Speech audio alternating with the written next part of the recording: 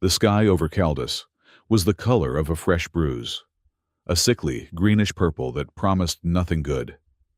Jace Arden tasted the air and grimaced. It was like licking a battery, a constant metallic tang that clung to the back of his throat, even through his helmet's filtration system. This planet was not just dead, it was actively rotting. He was an ash cleaner. That was the official title on his work manifest. A cosmic joke for a man who used to command bio-warfare battalions. He had once been Major Jace Arden, Terran Alliance, specialist in the very plagues that now choked this world. Now, he was just Jace, a glorified janitor in a hazmat suit, shoveling the remnants of his old life into containment barrels for 50 credits a day. Ribbons of bio-ash, the very weapon he had refused to deploy, drifted through the thin atmosphere like malignant silk. They were beautiful, in a way, catching the dim light of the system's distant star and shimmering with a faint, internal energy. But Jace knew what that shimmer was. It was a nanite-driven hunger, a biological directive to disassemble, consume, and rewrite. Below him, the landscape was a testament to that directive. The trees were skeletal, warped into agonizing shapes, their branches like gnarled claws scraping the toxic sky. The few creatures that survived were mockeries of life, things with too many legs or not enough skin, skittering through the gray dust. He had been on Caldus for 612 days. He knew this because he scratched a line on the inside of his cramped living container every time the planet completed its lopsided wobble around its star. 612 days of penance. Or perhaps just a slow-motion execution. He had been found guilty of insubordination, dereliction of duty, and treason for defying a direct order during the Battle of Xylos. The order, from Admiral Rowan Hale himself, had been to unleash the bioash on a civilian colony that was providing shelter to Kareth resistance fighters. Jace had refused. He had argued. He had screamed over the comms that it was a war crime, that the ash was indiscriminate, that it would render the entire sector uninhabitable for centuries. Hale, in his cold, precise voice, had replied, "Your sentiment is noted, Major, and your career is over." Hale had triggered the deployment remotely. The screams from the colony had been comprehensive. The Alliance, not wanting a public court-martial that would expose Ash's true nature, had simply buried him. They had stripped him of his rank, labeled him neurologically unstable, and exiled him to the ash front, the quarantine zones where men like him went to be forgotten. He was supposed to die here, either from the ash or from the crushing despair. The universe, it seemed, had a dark sense of humor. He wasn't just unstable. He was, perhaps, broken. He heard the ash. It was not a sound, not really, but a persistent, low-level static in his brain, a high-frequency buzz that felt like insects crawling behind his eyeballs. He blamed it on nerve damage from a plasma blast, a convenient lie to tell himself. He never told anyone else. Out here. Admitting you heard voices was a fast track to the dissection table. "Arden, are you daydreaming or just admiring the view?" Sal's voice crackled over the local comm, jarring him back to the present. Sal was a lifer, a man who had been cleaning worlds since before Jace was born.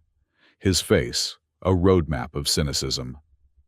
"The view's lousy, Sal," Jace grunted, kicking a lump of fused, slagged earth.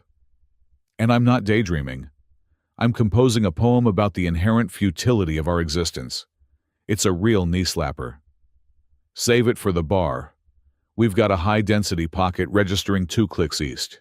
Command wants it sampled and contained before the next squall. Rook, you're on sensors.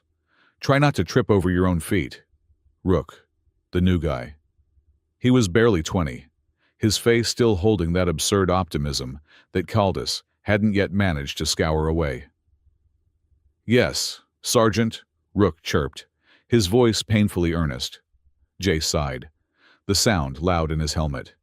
"He's not a sergeant, kid. He's just grumpy. And it's clicks, not clicks. You're not ordering shoes online. Right, Jace. Sorry, Sal. Just move, Sal muttered. They walked in silence, a three-man team against a world of poison.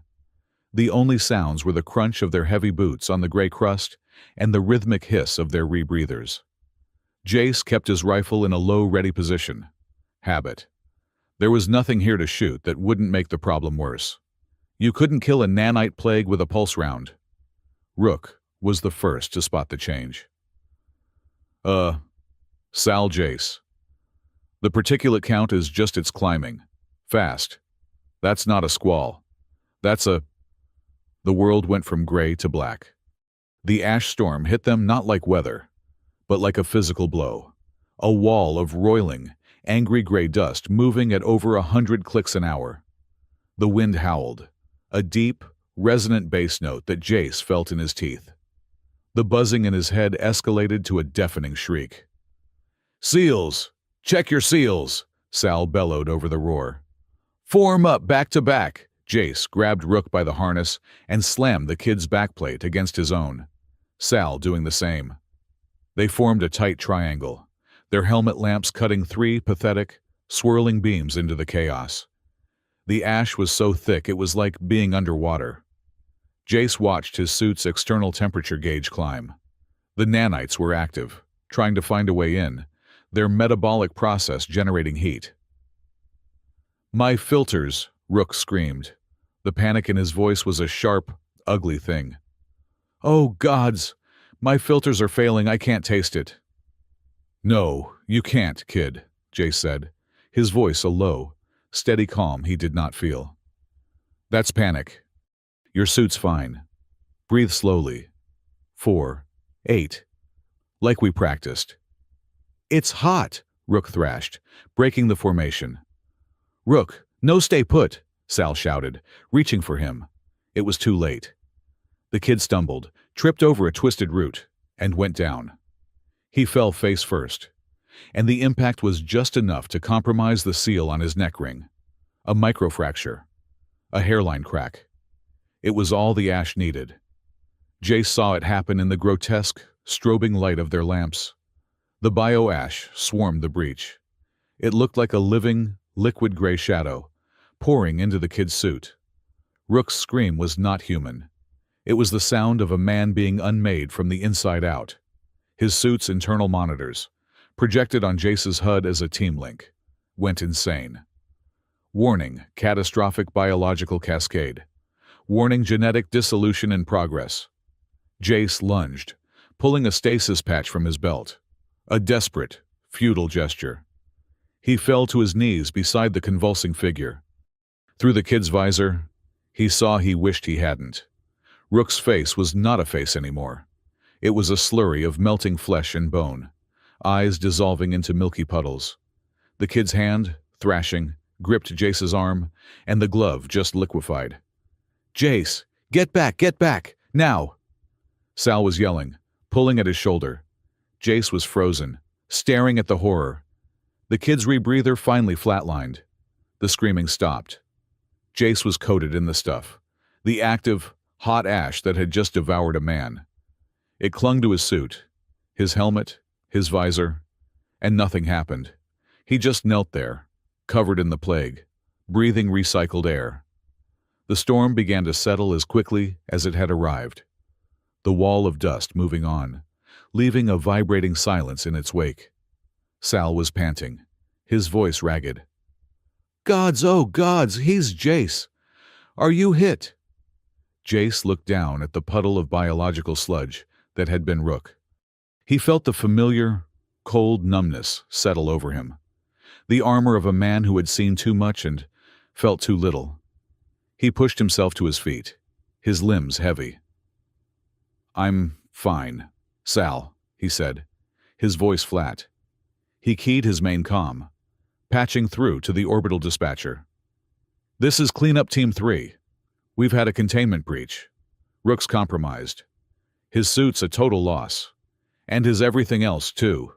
He paused, a dark, jagged laugh bubbling in his chest. He couldn't stop it.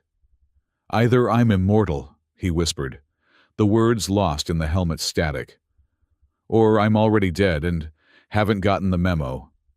The dispatcher's bored voice clicked in his ear. "Acknowledged. 3. Is the high-density pocket secured?" Jace wanted to scream. He wanted to aim his rifle at the sky and hold down the trigger until the power cell melted.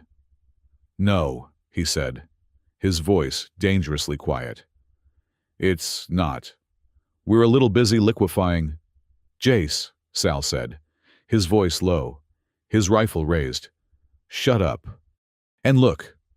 Sal was pointing his weapon, not at Jace, but at a crater just 50 meters away, revealed as the dust settled. The storm had uncovered something. It was massive.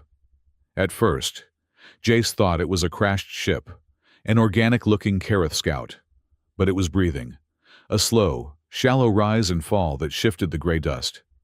It was a creature, at least 30 meters long, a six-legged monstrosity of sinew and chiseled, living armor.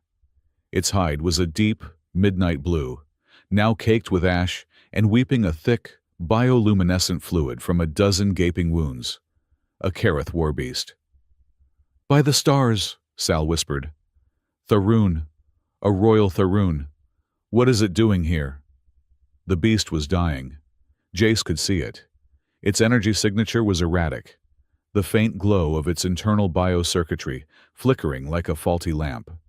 It was caught in the crater, half buried in the very ash that was killing it. Jace's helmet HUD lit up, a new priority order overriding everything else. It wasn't from the dispatcher. It was from Terran Command, High Orbit, the ones who pulled the strings. Priority target, Kareth Royal Warbeast. Designate for gene harvest. Do not waste war asset. Jace stared at the words. Do not waste war assets. The same cold, pragmatic logic that had murdered a colony. The same logic that had left him here to rot. He looked at the dissolving remains of Rook. He looked at the magnificent, alien creature, gasping its last breaths in a pit of poison. It was an enemy. Yes, it had probably killed hundreds of Terran soldiers, but it was dying, and it was alive. "Jace," Sal said, his voice nervous. "You got the order. Tag it. We tag it. We get a bonus. A big one. Enough to get off this rock." Jace watched the Tharoon. A massive, sapphire blue eye rolled in its socket, settling on him. It was an intelligent gaze. It was, he realized, terrified. "No," Jace said. "What do you mean?" "No." Sal's voice was rising. "Jace, don't be a fool. Tag the damn thing." "I am a fool, Sal," Jace said, and he began to walk towards the crater. "Arden, what are you doing?" Sal shrieked. "That thing'll tear you apart. The ash around it is hot." "It's dying, Sal. It's not tearing anyone apart." Warning. Hostile. Kareth lifeform. Maintain safe distance. His suit blared at him. He ignored it. He stood at the lip of the crater, looking down at the dying beast. The ash was thick in the pit, a soupy, gray sludge. The Tharoon's breathing was a wet, ragged gasp. Jace could feel the buzzing in his head again, stronger now, a painful thrum that seemed to harmonize with the creature's weak life signs. "Jace, command is hailing." Sal's voice was frantic. "They're demanding Jace. They're ordering you to stand down. They'll send a strike team. They'll kill you." "They've been trying to kill me for 2 years. Sal, they're just not very good at it." Jace looked at the order on his HUD.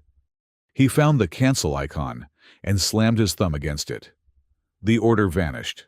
Instead, he keyed his own log entry. Target is non-viable. Terminating harvest protocol. Initiating medical aid. He didn't know why he typed it. Maybe just to piss off the Admiral, who would one day read this log. He slid down the side of the crater, his boots sinking into the wet ash. Tharoon's massive head turned, the blue eye fixing on him. A low growl vibrated from its chest, so deep it rattled Jace's armor. Easy, big fella, Jace murmured, raising his hands. I'm not here to hurt you. Well, I'm not here to hurt you more. He was close now. He could smell the beast, a strange ozone and ammonia scent, even through his filters. He saw the problem. The ash had pooled in its wounds, but it was also being drawn to the ruptures in its biocircuitry, shorting out its systems. It was being poisoned and electrocuted at the same time. He knew, with a certainty that was both insane and absolute, what he had to do. "Sal," he said, his voice calm, "you might want to look away. This is going to get weird." "Arden, don't you dare!" Jace reached up and hit the seals on his helmet. The hiss of depressurization was the loudest sound in the world. He unclipped the helmet and pulled it off, dropping it into the dust. The air of Caldus hit him. It was knives, sharp, cold, and tasting of tin, death, and something ancient. His eyes watered instantly. He coughed, a dry, racking sound. "You're crazy. You're dead." Sal was screaming. "Already dead, Sal." Jace choked, his lungs burning. "Haven't gotten the memo." He ripped his gauntlet off, his bare hand exposed to the toxic air. The skin prickled, then began to burn. He ignored it. He staggered to the beast's largest wound, a gaping tear in its shoulder where the ash was thickest. He plunged his bare hand into the sludge. The pain was beyond description. It was not a fire. It was a searing, absolute cold that felt like his bones were being turned to glass and shattered.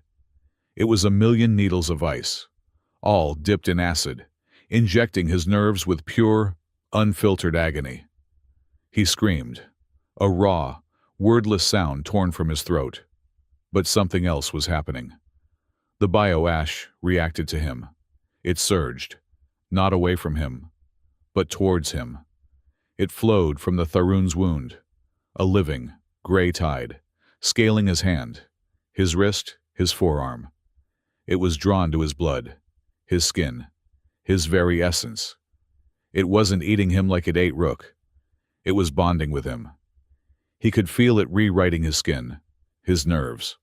A complex, shimmering gray tracery, like a dead constellation, burned its way across his flesh, from his knuckles to his elbow. And then, it glowed. A faint, cold, gray light. In his head, the buzzing he had dismissed as PTSD, as nerve damage, exploded. It wasn't static. It wasn't insects. It was a presence. A vast, cold, and ancient intelligence. A network of billions of nanites, all whispering at once. It had been dormant, a background noise. Now, awakened by his touch, by his unique biology that did not dissolve. It saw him.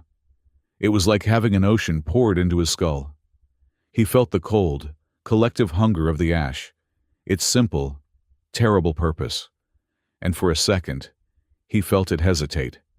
At that exact moment, the bruised sky tore open. It was not a sound. It was a cessation of sound. A pressure change that popped Jace's ears. A shadow fell over the crater, blotting out the dim sun. Hanging in the sky, as silent as a tomb, was a Kareth dreadnought. It was not a machine. It was a creature. A living, organic starship that looked like a 1,000-meter-long leviathan. All spines and pulsating, dark purple carapace. It hadn't jumped to this position. It had simply unfolded itself from a dimension Jace couldn't name.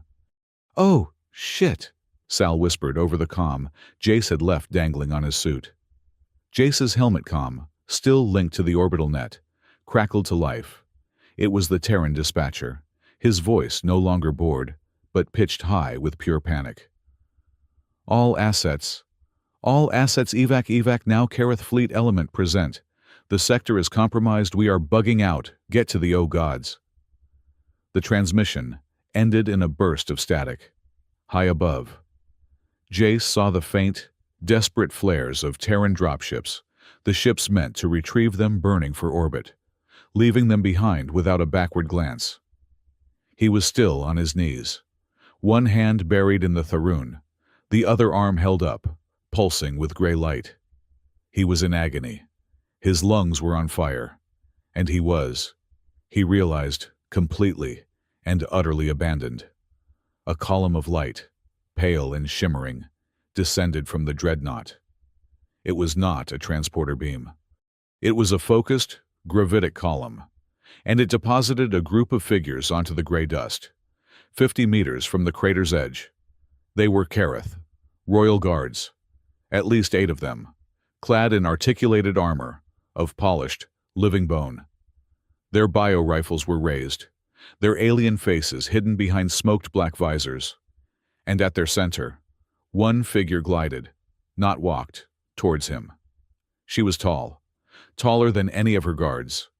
Her armor was not the bone white of her soldiers, but a glistening, iridescent black, like an insect's carapace. It seemed to move with her, fluid and alive. A second skin. She wore no helmet. Her skin was a pale, alabaster white, and her hair was the color of a raven's wing, pulled back in severe, intricate braids. She was beautiful, and she was as terrifying as the void. Empress Calith. She moved with an unnatural grace, her guards fanning out, their weapons all trained on the single, unarmored human kneeling in the mud. Jace felt a hysterical laugh build in his chest. He was in shock. He was dying. He was marked by a plague. And now, the single most powerful Kareth in the galaxy was walking towards him. He managed a weak, bloody grin, the toxic air stinging his lips. "Lost, Your Highness," he rasped, his voice a broken thing. "The tourist information booth is back about 5 light years." The Empress stopped. Her gaze was as cold as the ash in his veins. She looked at her dying, colossal Tharoon. Then she looked at the small, pathetic human kneeling beside it, one hand keeping its life sign stable, the other arm a beacon of glowing, gray power. Her expression was utterly unreadable. She said nothing. She glided past her guards, who tensed, their rifles whining as they charged, but they did not stop her. She came to the opposite side of the Tharoon's massive head, kneeling in the sludge, a perfect, impossible mirror to him. Jace stared, his vision blurring. Empress Calith looked at the glowing, intricate pattern of ash that had claimed his arm. Then, slowly, deliberately, she reached her own gloved hand down, dipping her fingers into the same toxic mixture of ash and biofluid leaking from her beast's wound. She leaned across Tharoon's head. Her face was inches from his. Her eyes, he saw now, were not black, but a deep, piercing violet. She reached out and laid her ash-covered fingers on his arm, right over the glowing pattern. Jace felt a jolt, not of pain, but of connection. A circuit being completed. It was a shock that ran from his arm, through his chest, and straight into the screaming, nascent intelligence in his head. The ash on his arm flared, the gray light turning a brilliant, shocking white. The Empress drew a new line, a Kareth sigil, through the pattern, marking him, claiming him, sealing the bond. Her voice was not a shout, but it cut through the wind and the silence, echoing across the wasteland with the absolute authority of a physical law. "You touched my dying beast in the war ash. From this moment, you are mine." Jace woke up with a gasp, his lungs seizing before the air flooded in. It was warm, humid, and smelled like ozone and damp earth, a vast improvement on the toxic soup of Kaldis. For a moment, he thought he was back in a nutrient tank, but the surface beneath him was soft, yielding, and had no acrid chemical tang. He was in a room, if you could call it that. The walls were a deep, pearlescent purple, curving up to a ceiling that glowed with a faint, biotic light. There was no furniture, just a raised platform he was lying on, which seemed to be part of the floor. The walls were pulsing, a slow, steady, rhythmic pulse, like a massive heart beating somewhere just out of sight. The air vibrated with it. He sat up, his entire body screaming in protest.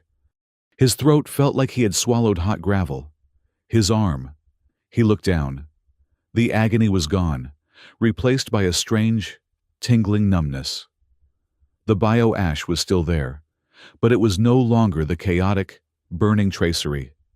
It was a permanent, intricate pattern, a sleeve of shimmering, silvery gray that looked like it was under his skin, not on it.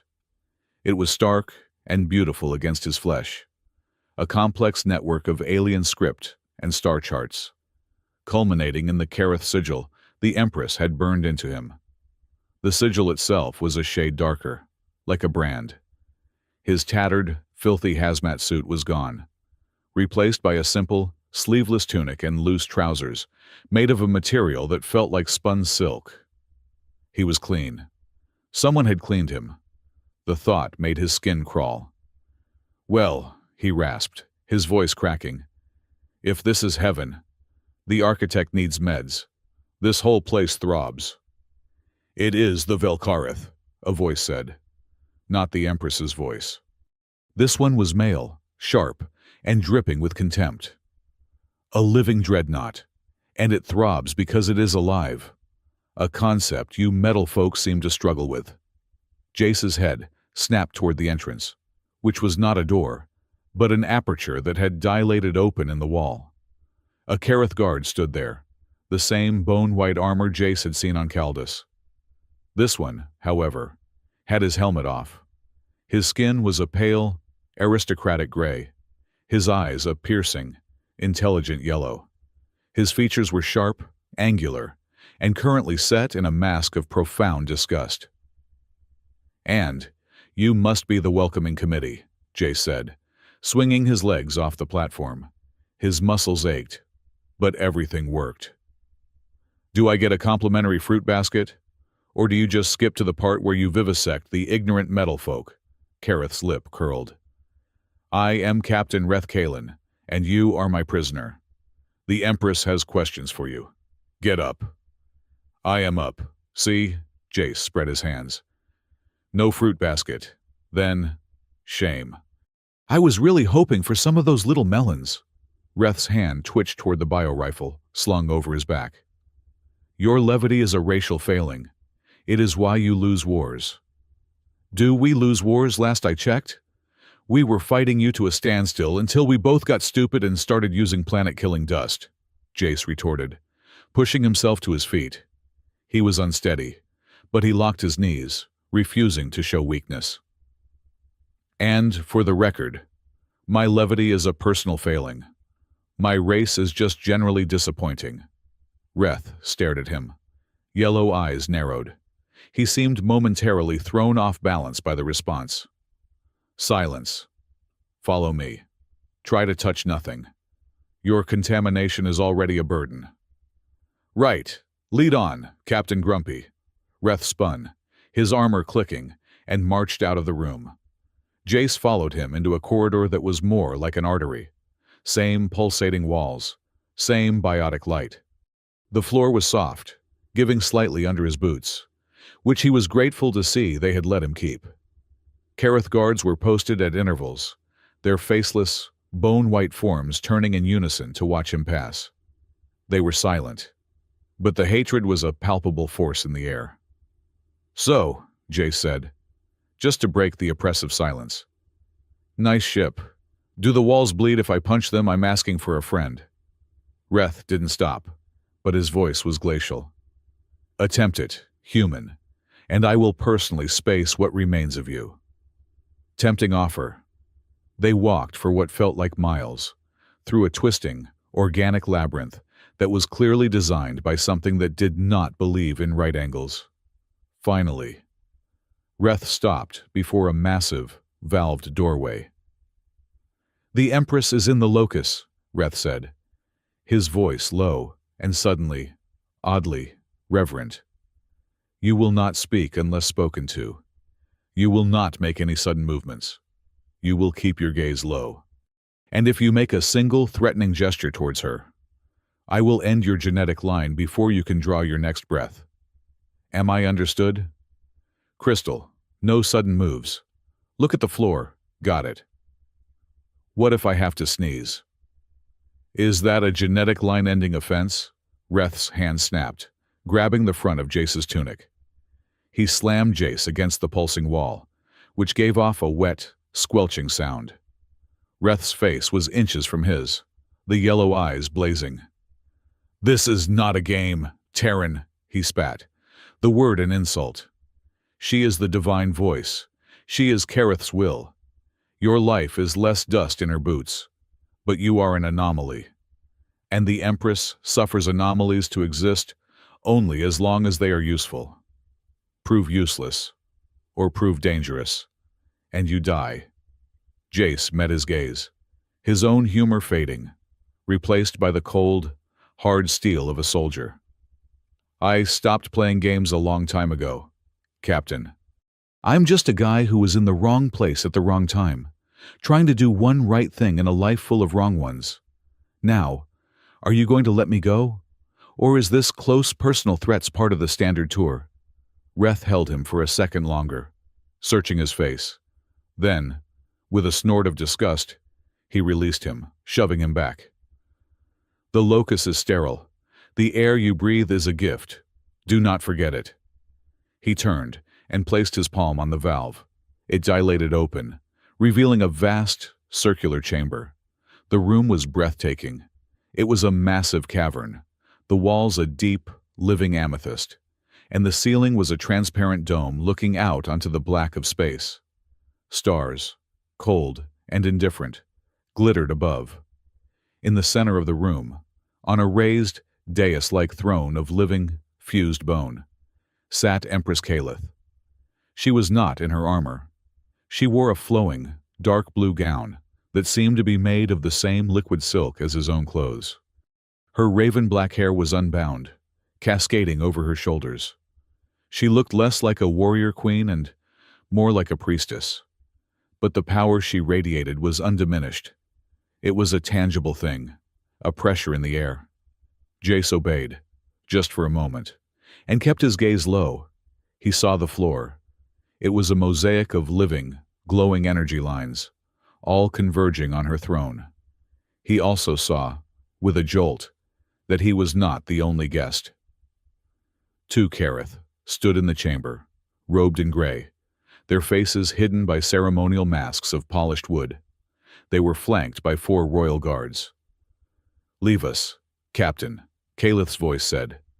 It was soft, but it carried the same absolute authority as her battlefield pronouncement. Reth's head snapped up.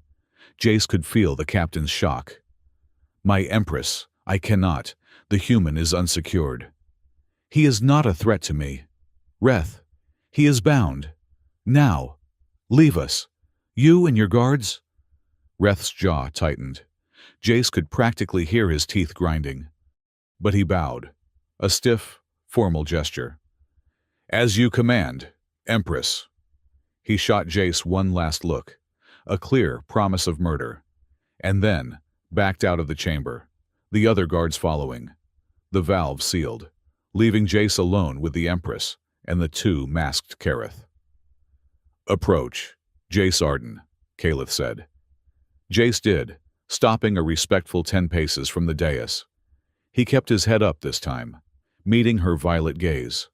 Close up. He could see the impossible perfection of her features, but also the deep, weary intelligence in her eyes. This was not a woman who slept well. "The robed individuals," she said, gesturing to the masked Kareth. "They are my chief bioscientists. They have questions, but I have one first." She rose from the throne, gliding down the steps. She was tall, but without her armor and boots. She was nearly eye to eye with him. "You are a soldier," she stated. "A major of the Terran Alliance. A biowarfare specialist. Your file is extensive. We have known of your work." Jace's blood went cold. "Ex-major. And my work is the reason I was on that ball of dirt." You were exiled for refusing to deploy the very weapon that was killing my Tharun, she said. Her eyes searched for him. Yet you saved him. You, a human, who should hate him. You, a specialist, who should have known he was a priceless genetic asset to be harvested, not saved. You sacrificed your crew, your freedom, and nearly your life. Why? Jace felt the eyes of the masked scientists on him, cold and analytical. He felt Calith's gaze, which was something else entirely. It was a test. He gave the only answer he had, the same answer he had been giving himself. Because it was dying, he said, his voice quiet. Because it was in pain, and it was terrified, and it was alone. And I was tired of letting things die just because a manifest said they were the enemy. That's it. No grand strategy. No love for your giant, six-legged lizard cat. It was just one living thing, dying in a pit. I didn't think so, I just acted. He shrugged. A small, helpless gesture. It was stupid. I'm a professional idiot. It's in my file. There was a long, heavy silence. The masked Kareth shifted, murmuring to each other in their sibilant, clicking language. Calith did not move. Her violet eyes just watched him. He had the unsettling feeling she was seeing more than his face, that she was seeing the cracks in his soul. Finally, she nodded, a slow, single inclination of her head. Honesty, a rare trait in your species, and in mine. She turned to her scientists. You may proceed. One of the masked figures stepped forward. His voice was a dry, synthesized rasp. The arm. If you please, show us. Jace looked at his right arm. The shimmering, silvery gray pattern pulsed with a faint, cold light, in time with the ship's heartbeat. He held it out. The scientist produced a tool, a glowing, organic-looking scanner, and passed it over Jace's arm, not quite touching the skin. The tool chimed, a series of soft, fluting notes. The ash is stable, the scientist rasped, his voice filled with a disbelieving awe. It has not dissolved the tissue. It has integrated. It's rewritten his epidermis, his nerve endings. It's using his vascular system as a power conduit. What does that mean? Calith asked, her voice sharp. It means, Empress, the second scientist said, that he is a walking impossibility. The bioash is a disassembly plague. Its only directive is to unmake. But this is creation. It has made him more. We are detecting a new, symbiotic bioelectric field, the frequency Empress. It is resonating with the ship's core. Jace looked at his arm, then at the pulsing walls. Is that why I have a headache? Because I'm in tune with your spaceship? The first scientist ignored him, turning to Calith. The pattern. It is not random. It is a map of a network. And the sigil you placed it has locked the bond. It has marked him not just as your property, but as part of the Tharun's veil. He is, in essence, now neurologically paired to the beast, as you are. Calith's composure finally cracked. A flicker of something passed over her face. Shock. He is bonded like me. A secondary, passive bond. But yes, the Tharun's life force is linked to yours. And now, it seems, it is also linked to his. This human is an anchor. He may be the only reason that Tharun is still alive. This was too much. Jace dropped his arm, staggering back a step. Whoa. Hold on. Bonded anchor, I just touched the thing. I'm not part of anything. I'm a prisoner of war, right? Calith's eyes were fixed on his arm. Her expression, a mix of calculation, wonder, and something that looked unsettlingly like hunger. That, she said softly, is no longer clear. She turned away from him, a silent dismissal, and ascended the steps to her throne. Take him to the Tharun's cradle. I want to see this resonance for myself. My Empress, the first scientist said, bowing. A word of caution. The High Seer, Marith, has learned of the human. She is displeased. Calith sat on the throne, the picture of serene power once more. Marith is always displeased. She finds joy in misery. It is her primary political platform. Let her be displeased. This anomaly is mine, sanctioned by the old law. He touched the dying beast. He saved a royal. He bears my mark. He is protected. She looked at Jace, her gaze pinning him from across the room. For now. The scientist bowed and gestured for Jace to follow. He glanced back at the Empress, but her eyes were closed, her face a mask of imperial calm. Reth Kalen was waiting for them outside, his face a thundercloud. He fell into step beside Jace as the two scientists led the way. So, Reth sneered, his voice a low growl. A guest now. Are we an anchor? You have fooled her with your Terran sentimentality. Yeah, that was the plan, Jace shot back. His nerves frayed. Step 1, get exiled. Step 2, almost get eaten by a dust storm. Step 3, stick my hand in a plague pit and bond with a giant monster. It's a classic Terran gambit. We call it catastrophic stupidity. You should try it, Reth actually faltered, his stride breaking for a half second. Your species is diseased. You mock things you should fear. I mock things I do fear, Captain, Jace said, his voice dropping. It's a coping mechanism.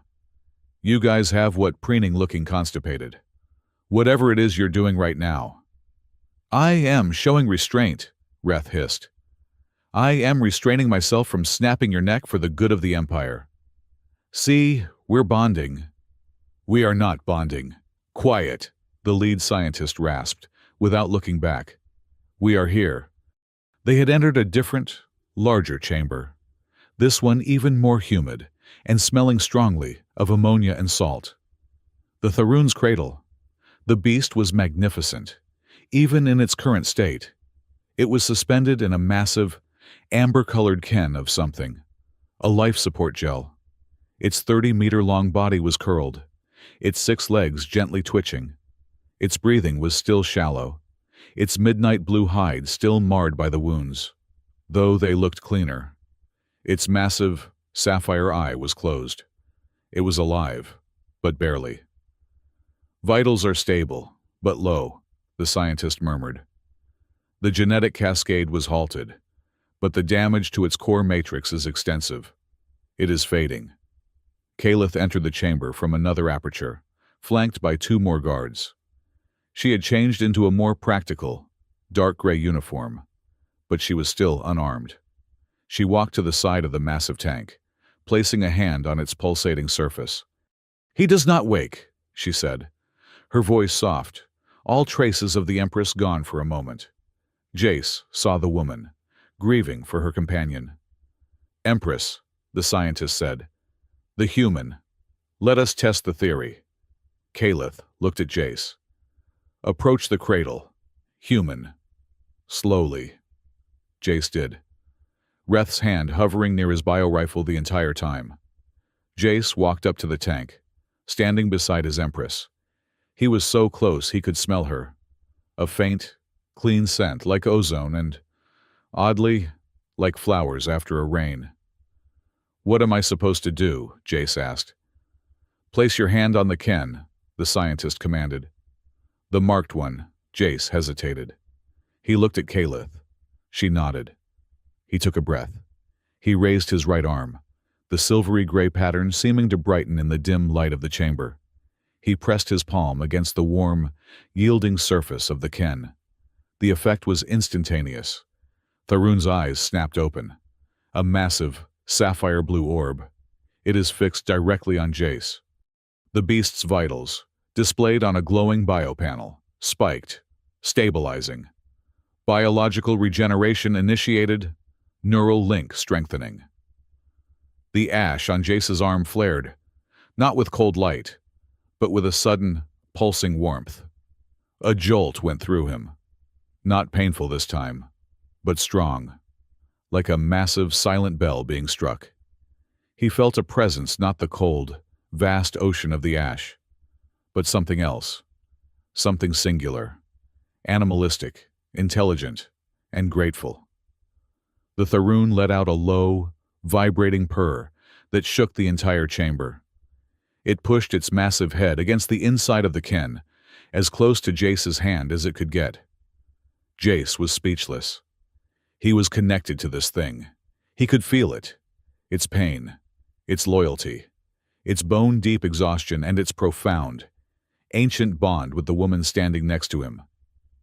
He looked at Kalith. She was staring at her beast, her hand covering her mouth, her violet eyes wide and shining with unshed tears. The first time, she looked vulnerable. "It knows you," she whispered, her voice thick with emotion. "It knows this," Jace said, looking at his glowing arm. "I'm just the guy it's attached to." The news of the miracle spread through the dreadnought like a fever. Jace was no longer a prisoner. He was the Ashmarked, the beast healer, the human anomaly. It made walking down the artery corridors even more of a trial. The guards still hated him, but now their hatred was mixed with a superstitious awe, which Jace decided was even creepier. Reth Kalen's personal Hell tour guide routine only intensified. "The Empress has confined you to this wing. Do not leave it. The science wing is forbidden. The command locus is forbidden. The mess hall as well. You would not like our food." "As long as it's not the gray paste they served us on Kaldis. I'm willing to try," Jace said, sitting on his platform bed. His new quarters were slightly nicer. They had a viewport. "It is a live, nutrient-rich protein grub," Reth said, enjoying this. "Right. Gray paste it is. Did you bring me any?" "The Empress has ordered Terran rations. Synthetics. They are being replicated. It is disgusting." Reth looked offended at the very concept. "My heart bleeds for you, Captain. Now, is there a point to this visit, or do you just miss my shining, sarcastic face?" Reth's face darkened. "The High Seer, Marith, has formally petitioned the Council. She has declared you a biogenic curse, an unholy contamination. She is demanding your purification, which, I am told, involves a biofurnace." Jace's stomach tightened, but he kept his voice light. "A furnace kinky. But I'm going to have to pass. Tell her I'm washing my hair." "This is not a joke. Human," Reth snapped. "Marith holds sway over the old traditions. The only reason you are not already Ash is because the Empress invoked the Savior's claim. It is an ancient law, archaic. It states that anyone, of any species, who saves a royal beast in its dying hour becomes the property of the beast's master. You are no prisoner, Jace Arden. You are, by our most ancient law, her slave."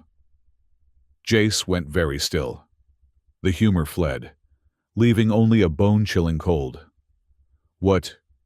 You belong to her, to do with as she wishes, to keep, study, or dispose. And the Empress is a pragmatist. If the Council, swayed by Marith, demands your life in exchange for political stability, she may just grant it." Reth looked for a moment, almost satisfied. "Sleep well, human." Reth spun and left, the aperture sealing behind him. Jace was alone in the pulsing, quiet room, the stars staring in at him through the viewport. Property. A slave. He had traded one prison for another, far more gilded, far more dangerous. He spent the next days in a haze. He was taken to the Tharoon's cradle 3 times a day. He would place his hand on the Ken, the beast would purr, and its vitals would improve. The wounds were closing. The light in its eye was brighter. It was, undeniably, healing. And in those long, quiet sessions, Kalith was often there. She would stand on the other side of the tank, and they would talk, It started as an interrogation. She wanted to know everything about Terran Ash warfare, about Hale, about his insubordination. He told her. He told her about the order to gas Xylos. He told her about the screams over the comms. He told her about years of rot in Caldus. She, in turn, told him not much, at first. But the more he talked, the more he was just blunt, honest, and stripped of all pretense, the more she seemed to unbend. "You believe in saving lives," she said one night as the ship's internal light dimmed. "Even in war, it is a childish notion." "It's a stupid notion," Jace corrected, his hand on the Ken, the Tharoon's purr a low rumble in his bones. "It's inefficient, it's impractical, and it's gotten me disowned, exiled, and enslaved by an alien Empress. So, yeah, stupid. But that's all I've got." "We are Kareth," she said, her voice distant, her eyes on the starfield. "We believe in strength, in the blood debt.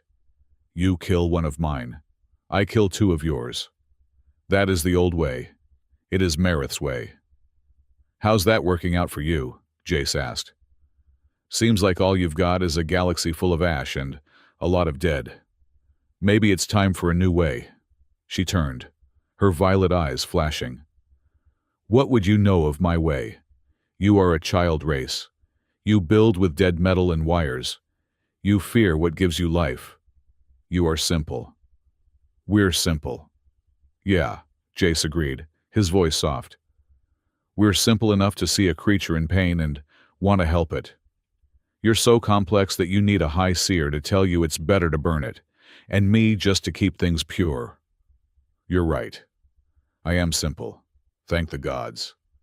He had gone too far. He saw it in the sudden tensing of her shoulders, the cold fury that replaced the vulnerability in her eyes. "You forget your place, human." "I know my place," Jace said, tiredly, pulling his hand from the Ken. The Tharoon let out a low, unhappy whine.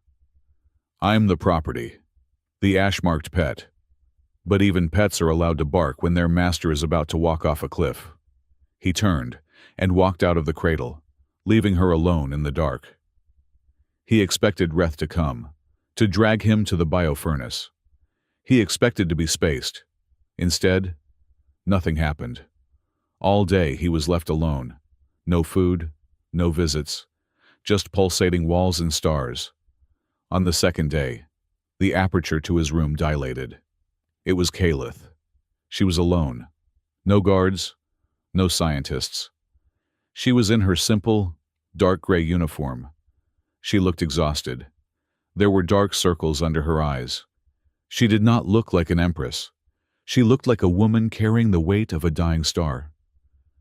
"The council met," she said, her voice flat. Mareth was persuasive. She spoke of purity, of the ancient blood, of the Terran taint. "And," Jace asked, his heart hammering, "she demanded your execution, as a sacrifice, to cleanse the Tharoon's veil." "And you, being a pragmatist, agreed." Jace sat on his platform, a bitter, hollow feeling in his gut. "No," Kalith said. Jace looked up. "No, no." She walked further into the room, stopping a few feet from him. "I did not agree. I did something else. Something childish." "What did you do?" "I told her and the entire council that you were not a taint, that you were a cure. I told them that the ash, our own weapon, was evolving, and that you were the key. I told them that Mareth's purity was just a mask for her fear.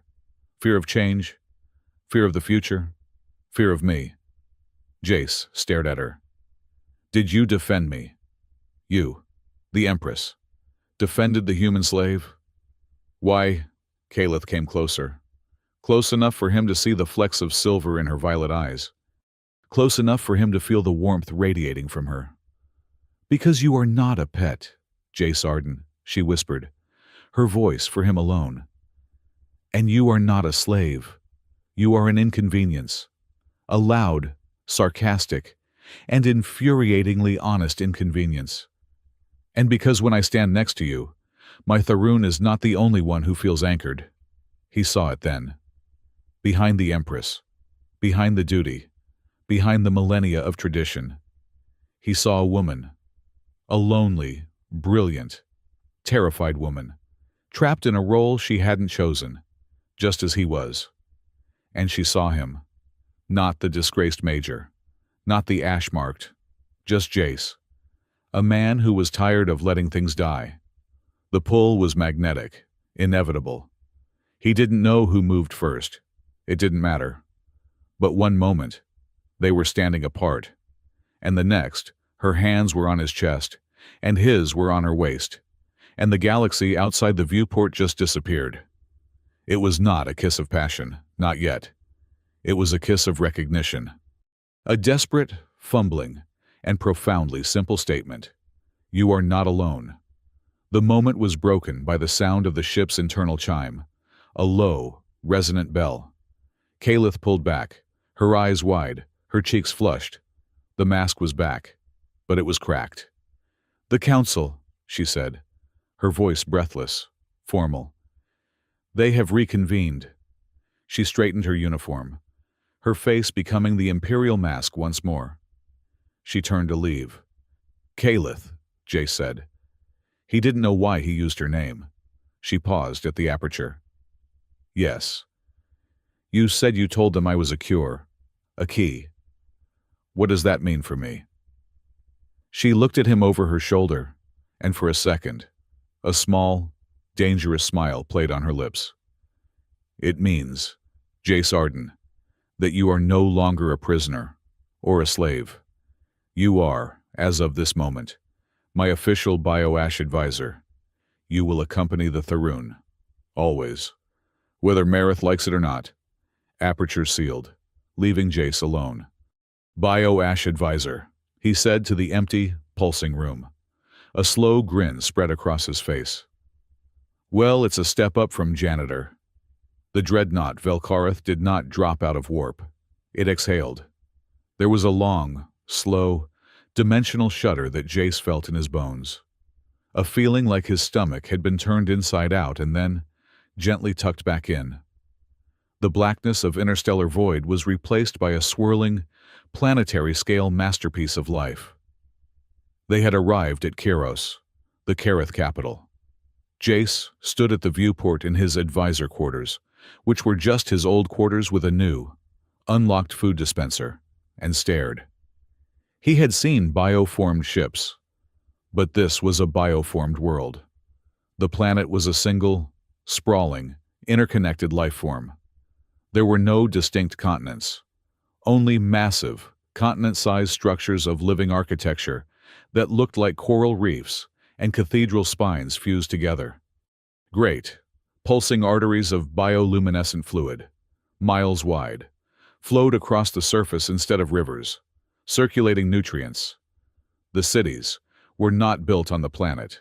They were the planet, rising in pearlescent, spiraling towers that seemed to breathe. The atmosphere was a hazy, healthy-looking lavender. "Well," Jace muttered to the empty room, his hand instinctively going to his marked arm. "The entire planet seems to have a severe case of everything. Who's the gastroenterologist on call for the world?" His arm tingled. The silvery gray ash pattern felt warm. The buzzing in his head, the one he had lived with for years, was different here. On Kaldis, it had been a shriek of pain. On the Velkarith, it had been a steady, rhythmic thrum. Here it was a choir, a billion voices all singing in a biological harmony he could just barely perceive. It was overwhelming and beautiful. A sharp chime at his aperture interrupted his medical diagnosis. The aperture dilated, revealing Captain Reth Kalin. His face, as always, looked like he was suffering from a particularly sour piece of fruit.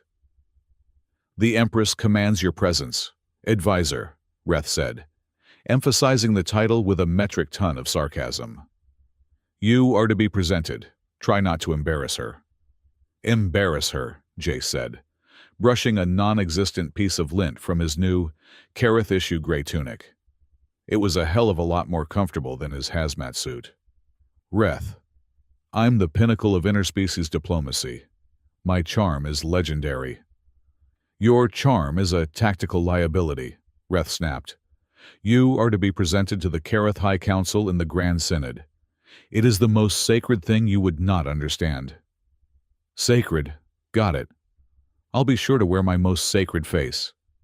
Is it this one? Jace adopted a look of pious, wide-eyed constipation. Reth actually closed his eyes for a full 2 seconds. Just follow me.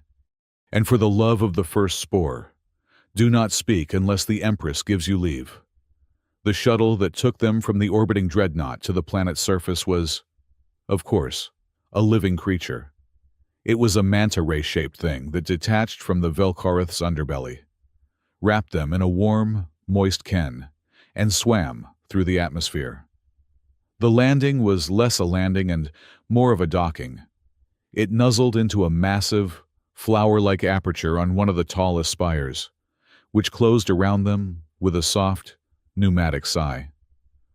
Impressive, Jace murmured, as they were disgorged into a vast, humid chamber. Your entire civilization is sticky. Reth just growled and pushed him forward. The Grand Synod was a place of impossible scale. Jace felt like a bacterium in a whale's heart. The chamber was a massive, vaulted dome, the walls a living, translucent white, shot through with veins of gold light. In the center, 100-foot-tall column of something, a massive, ancient, tree-like structure, pulsed with a slow, powerful life. Around it, in concentric, terraced rings, sat the council. There were hundreds of them. Kareth, all in formal, ceremonial robes of different colors, their faces impassive. And in the very center, on a raised throne of fused, living wood that grew from the central pillar, sat Empress Kaleth. She looked every inch the divine ruler, her black armor replaced by intricate, layered black and violet robes, a crown of living, shimmering obsidian crystal resting on her brow. Stick to the protocol, advisor, Reth whispered, his voice vibrating with a mixture of awe and menace. Or I will make you. Jace was announced by a Kareth herald, his voice a series of melodic, clicking sounds that Jace was pretty sure translated to the unclean, annoying human. He was escorted to the center of the floor, directly below Kaleth's throne, and left, alone, in a circle of light. He could feel the weight of hundreds of alien eyes. The silence was absolute, broken only by the slow thump-thump of the great pillar tree. A new figure rose from the terraces. She was old, her skin a pale, papery gray, but her posture was as straight as a steel rod. She wore robes of stark, white gray, the color of dead ash. Her face was a web of fine wrinkles, but her eyes were a burning, fanatic blue. This had to be Mareth. So, the High Seer's voice boomed, amplified by the chamber's acoustics. It was a powerful, commanding voice, belying her frail appearance. This is the thing our Empress has brought into the sacred heart of Kairos. She glided down the steps, her gaze fixed on Jace. A Terran, a male, a soldier from the race that builds with dead metal and poisoned our worlds. She stopped just outside Jace's circle of light. She calls him advisor. I call him contamination. She calls him anchor. I call him curse. Mareth raised one, long, bony finger and pointed directly at Jace's right arm, which he had kept at his side. Look, he bears the plague mark, the gray rot that devours us. He wears it as a bauble, and our Empress, claims he saved her beast, when it is clear he has merely infected it with his own human filth. A murmur of agreement, an angry, sibilant hiss, rose from much of the council. Jace fought every instinct to reply with a cutting. Take one to no one, Grandma. He kept his eyes forward, his face neutral. He looked at Calith. Her expression was stone. High Seer Merith. Calith's voice cut through the murmur, instantly silencing it. Your concern for the purity of our world is noted, as it is every time we convene. There was a razor's edge in her tone. But you speak from tradition, not from data. The human, Jace Arden, is an anomaly, but he is not the only anomaly. She gestured to Jace. Jace Arden, you are a specialist in this field. You will address the council, not with charm, but in fact, this was it. Jace took a slow breath. He was no politician. He was a soldier and a scientist. So, he would be a scientist. Honored council, he began, his voice clear and steady, echoing in the vast chamber. He met Merith's burning gaze. I am Jace Arden, and yes, I am a human. I am also, as the High Seer noted, a soldier. I specialized in nanite-based bioweapons, specifically the one you call bioash. He raised his right arm. The silvery gray pattern pulsed gently, in time with the great tree. The High Seer calls this a contamination, a curse. From a traditional standpoint, she is not wrong. The ash is a weapon. It was designed to disassemble, consumed. But biology is all about adaptation. The ash is no different. He pointed to Merith. The High Seer advocates for purification. For if I understood the reports correctly, a biofurnace. Fire. A primitive, brute force solution. But you cannot burn a nanite. You cannot burn an idea. He looked around at the council, trying to find logical eyes. The ash on my arm did not consume me. Why, my own government does not know. They declared me neurologically unstable and threw me away. But I am a specialist, and I have a hypothesis. He turned back to Merith. You call it a taint. I call it symbiosis. Ash, for reasons I do not yet understand, found my biology compatible. It did not find a target to destroy. It found a host to integrate. It did not make me less. It made me something else. Heresy, Merith hissed. Symbiosis with the rot. It is heresy, Jace agreed, his voice hardening. It's heresy to believe that something new can come from something old. It's heresy to believe that a weapon can be unmade. But here I am, living proof. He pointed to the central pillar. Your world, your entire civilization is biological. It lives. It breathes. It is the greatest biological achievement in the known galaxy. And you, he looked at Merith, want to fight a biological problem with fire? You do not need a priest. High Seer. You need a better doctor. A shocked silence fell over the chamber. He had not insulted her. He had, in the most technical, scientific way possible, called her incompetent.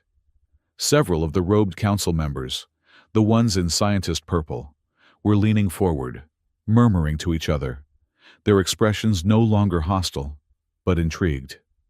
Jace had one last shot. The Empress's Tharun was dying. I put my contaminated hand to it, and it lived. My curse is the reason your Empress's most sacred bond is not broken. You can believe in your traditions. You can believe in purification by fire. Or you can believe the data. Tharun is alive. I am alive. We are evolving.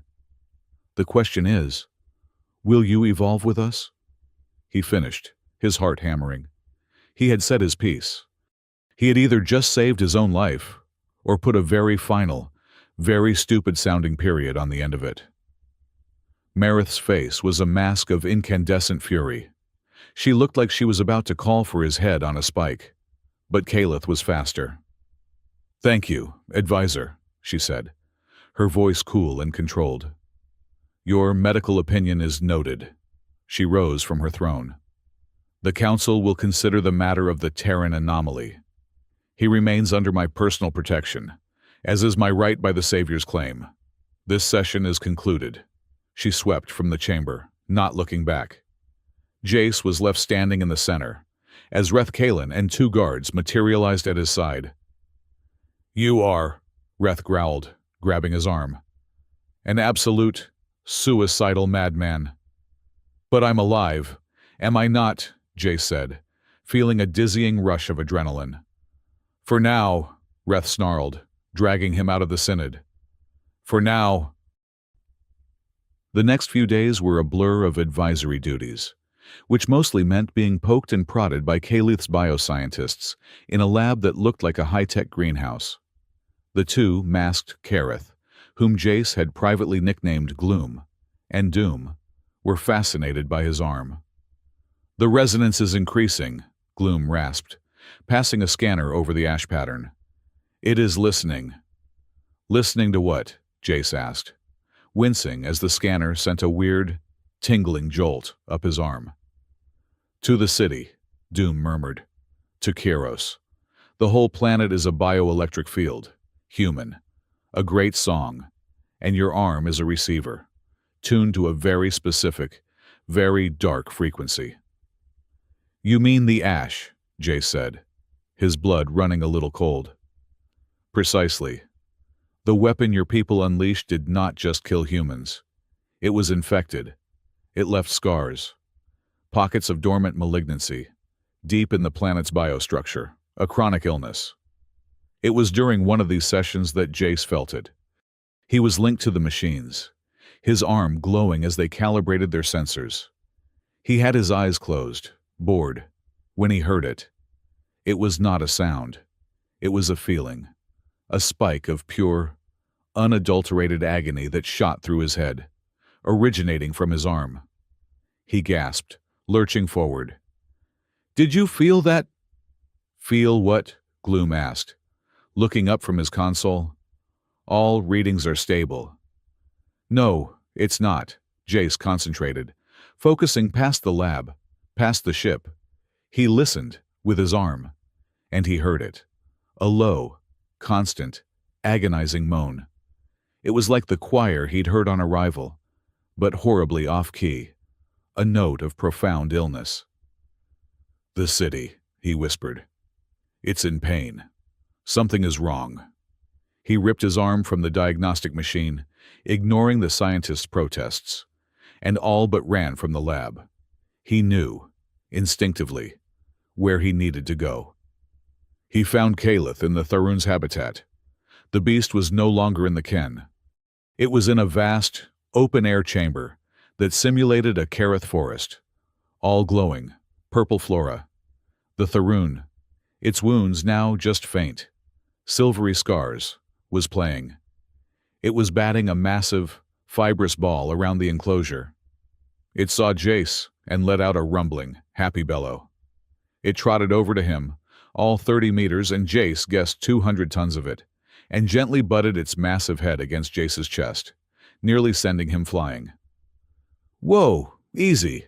Big fella," Jace laughed, bracing himself and scratching the beast behind a dinner plate-sized ear ridge.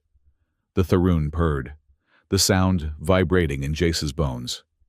Kaleth was standing nearby, a faint, small smile on her face.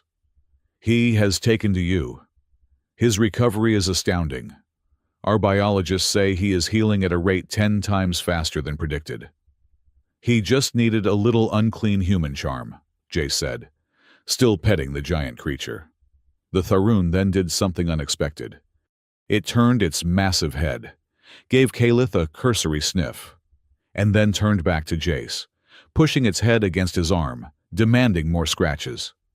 Jace froze. He looked at Kaleth. Her smile was gone.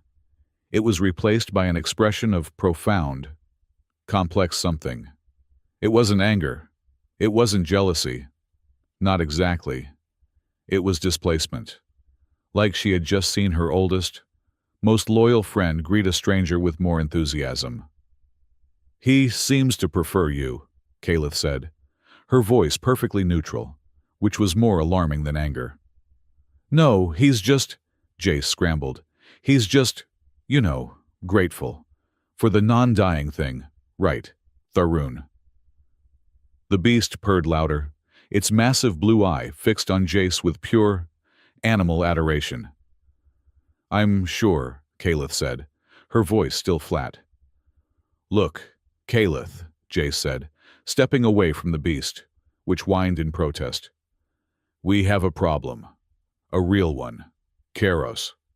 The city it's sick." He told her what he'd felt. The wave of pain. The constant, underlying moan of a planet-wide illness. "The bio-ash," he said, his voice low. "It's still here. It's dormant. But it's eating your world from the inside out." That night, she came to his quarters. It was late. The ship's internal lights were dimmed to a soft, starlit glow. He was on his balcony, a small, living shelf that jutted out from the spire, looking down at the glowing, pulsing cityscape. "You were right," her voice said from the darkness behind him. He turned. She was standing in the aperture, not as an empress, but as a woman. She was in a simple, dark robe, her hair unbound. "I had my scientists run a deep scan, using the frequencies you isolated," she said, walking to stand beside him. The air was warm and smelled like jasmine. "The planet's core biomass is compromised. There are lesions, thousands of them. Dormant pockets of active, weaponized ash. Marith, the Council, they have been suppressing these reports for years." "They knew," Jace was stunned. "They knew the planet was dying and they just ignored it." "They called it the Great Scourge. A holy trial," Calith said, her voice bitter. She leaned against the balcony, her small, white hands gripping the living wood railing. "Marith's solution was prayer, sacrifice, that it would burn itself out. But it's not. It's festering." They stood in silence for a long time, the wounded, glowing city breathing beneath them. "You were a tool," Jace said quietly. She turned, her violet eyes searching for him. "What? Hail my admiral. He used me. He used my whole unit. We were just cogs in his machine. Sacrificial, expendable, all to protect his career, his vision. The Council." Jace gestured to the city. "They're doing the same to you. You're not an empress. You're a figurehead. A tool to keep the holy trial going while they ignore the cancer eating the patient." A single tear ran down her pale cheek. She did not wipe it away. "Since I was spawned," she whispered, her voice thick, "I was told what I was. I am the vessel. I am the will of Kairos. I'm an empress. The woman Calith was never allowed to exist. Until Tharoon, my only true friend, was dying." She looked at him, her gaze raw and vulnerable. And a sarcastic, "Impossible." Simple human showed me what it was to act, to choose. Not as a tool, but as a person. The space between them was electric. It was more than the kiss. This was deeper. This was two broken, lonely people, trapped by systems they hated, seeing each other. Really seeing each other. "You're not a tool, Calith," Jace said, his voice rough. He reached out, his hand hovering, uncertain. He did not touch her face. Instead, he touched her hand, the one gripping the railing. His marked, ash-gray fingers covered her pale ones. There was a jolt, a spark of warmth. The ash on his arm glowed, a soft, silver light. And she didn't pull away. She turned her hand, lacing her fingers with his. "Neither are you, Jace Arden," she whispered. But their fragile peace was not to last. Marith was not a woman who took scientific humiliation well. The rumors started small, whispers in the lower, darker, older parts of the city. Reth reported them to Calith, his face a mask of grim duty, pointedly ignoring Jace's presence in the Empress's strategy room. "They are saying," Reth said, his voice stiff, "that the Tharoon is unclean, tainted by the Terran's touch, that its miraculous recovery is a lie, a dark magic symbiosis, that the beast is now a vessel for the rot. She's blaming me for the sickness she ignored, Jace spat, pacing the chamber. It gets worse, Empress, Reth continued, his jaw tight. Marith has begun preaching a purification by ash fire. She is telling the zealots, the children of the first spore, that the Tharun and its handler must be cleansed, for the good of Kairos. A cult, Jace said. Fantastic. She's starting a damn holy war. It is a significant political move, Calith said, her face pale, her hands steepled. She was the Empress again. She is using their fear of the sickness I just revealed and aiming it at you. Then came the explosions. They were not bombs. Jace was with Reth, inspecting a water reclamation conduit, part of his new advisory role, when the first one happened. A section of the living, artery-like wall, 50 yards away, just convulsed. It turned a sick, blackish gray, swelled rapidly, and then burst. It was not a fire and shrapnel explosion. It was a wet, horrific detonation of plague and poison tissue. A cloud of something vaporized, active bioash, sprayed over the area. Jace reacted instantly, tackling Reth behind a living support column. Masks now, he yelled, fumbling for the emergency rebreather on his belt. Reth, to his credit, was just as fast. They sealed their masks as the mist settled, eating at the living architecture, making it sizzle and melt like wax. What in the void was that? Reth choked, his eyes wide with horror. Jace crept out from behind the column. His arm was screaming. The ash pattern was burning hot, the buzz in his head a piercing shriek. He walked toward the epicenter of the blast, his handheld scanner a gift from Gloom and Doom working overtime. He knelt by the epicenter, a crater of liquefied, bubbling biomass. It's the ash, he said, his voice grim. But it's different. It's edited. Edited. The original ash stuff on my arm. It's a broad-spectrum disassembler. This, Jace pointed to his scanner, which was flashing a critical warning red. This is different. It's been focused. It's not designed to eat a planet. It's designed to eat a person, or a wall. It's a biological-shaped charge, a tissue nuke. He stood up, his mind reeling. This is military grade, but it's not my military. The base code, it's Kareth. Marith, Reth whispered, his voice holding, for the first time, a note of genuine fear. It has to be, as if on cue, Jace's old Terran biomonitor, a relic he wore on his wrist under his tunic, which the Kareth had dismissed as primitive, suddenly vibrated. It had been dead 2 years. He ducked into an alcove, pulling up his sleeve.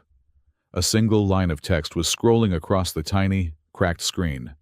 A one-time, encrypted, tight-beam transmission. Encryption, Solon Medero 1. Jace, you are alive. Thank God. The text paused, then scrolled. They know. Hale knows. He is not happy. Be careful. Jace, the ash. I dug. It is not ours. Not originally. The base code, it is ancient. Predates both races. I think it was a control mechanism. For another pause. Jace, your genome, the one that made you unstable. The marker Hale buried. It matches. A near 100% match to the ash origin code. And Jace. It also matches a recovered gene fragment from the Kareth royal line. It is a shared ancestor. A key. You are a key. Jace. And I think you are the only one. Watch your back. Hale is the message ended. The screen went dark, dead again. Jace's blood felt like ice. A shared ancestor. A key. He wasn't just compatible. He was meant to be. He found Calith in her private chambers, her face a mask of cold fury as she listened to the reports of 3 other, identical tissue nuke explosions across the city. The death toll was low, only 12, but the panic was high. Marith's cult was already on the streets, proclaiming it The coming of the ash fire, a cleansing of the rot. Jace waited for the guards to leave. He stood before her, the dead biomonitor heavy on his wrist. "It's her," Jace said. "She's not just ignoring the sickness. Kalith. She's weaponizing it. She's using the dormant ash, editing it, and staging these attacks to scare the populace into demanding my head." "I know," Kalith said, her voice a low, dangerous growl. "She is forcing my hand." "So, force it back," Jace said, his own anger rising. "Arrest her. Put her on trial. Show the council the data." "And what data do I show them?" Kalith snapped, rising from her chair. "Does my human advisor think she is guilty that he feels it in his magic ash arm? I have no proof. Just more anomalies. If I move against a high seer, the high seer on your word alone, I will not be an empress. I will be a traitor. Marith will declare me human-tainted, and the council, the cowards, will side with her to prevent a civil war. I will be deposed, and you will be the first one she purifies in the biofurnace. Followed, I imagine, by me." She was trapped. He saw it. He was her love. He realized, with a jolt, he was the man she was feeling for. And he was also the anchor that was going to drown her. He stepped toward her, his mind racing, holding out the dead biomonitor. "Not just my word. My people are scientists, and she just contacted me. Kalith. It's bigger than you, me, or Marith. The ash, it's ours. Both of our races. From a long time ago, I am a key." That's what she said. Kalith stared at the primitive Terran tech, then at his face, her own expression an agony of indecision. "A key," she whispered. She was caught. If she trusted him, if she believed this data, she would be risking a schism that would tear her empire in two. If she sacrificed him, she would appease Marith, stabilize her throne, and lose the only person in the galaxy who saw her. And she was beginning to realize, the only person she had ever loved. "What do we do, Jace?" she whispered, the Empress vanishing, the terrified woman returning. "What do I choose?" He had no answer for her. The choice was hers. And the city outside, their city, moaned in its sickness, waiting. The Grand Synod was suffocating. Jace stood in his designated spot, a small, shadowed alcove 100 feet from the base of the great pillar tree. He was, as per Kalith's suggestion, dressed in formal, dark gray Kareth robes that felt suspiciously like a high-end funeral shroud. He was the bioash advisor, on display, but not part of the display. And he could feel the collective weight of 500 pairs of alien eyes drilling into him. "This is," Jace muttered under his breath, to the bone-white royal guard standing, by necessity, 6 feet away from him. "This is a lot of pomp for a sick lizard." The guard, whose name Jace had decided was Stony, did not react. He just stood. "Seriously," Jace tried again. "You guys don't have, like, a memo, a simple, 'He's fine, stop praying' email. This whole thing seems inefficient." Stony remained silent. Jace sighed. The ceremony was Kalith's grand political maneuver. In the 2 days since the tissue nuke attacks, the city had been on a knife edge of panic. Marith's cult, the children of the first spore, had been preaching on every bioform street corner, their voices full of fire and purification. They were calling for the ash-marked human and the tainted Empress to be brought to trial. Kalith's response was not to hide. It was to double down. She had summoned the entire High Council, the regional biolords, and the heads of the major guilds for an emergency conclave of healing. The centerpiece, the formal, public declaration of the Tharoon's complete and total recovery. It was a power play, a way of saying, "My beast is whole, my bond is strong, and your high seer is a fear-mongering old fool."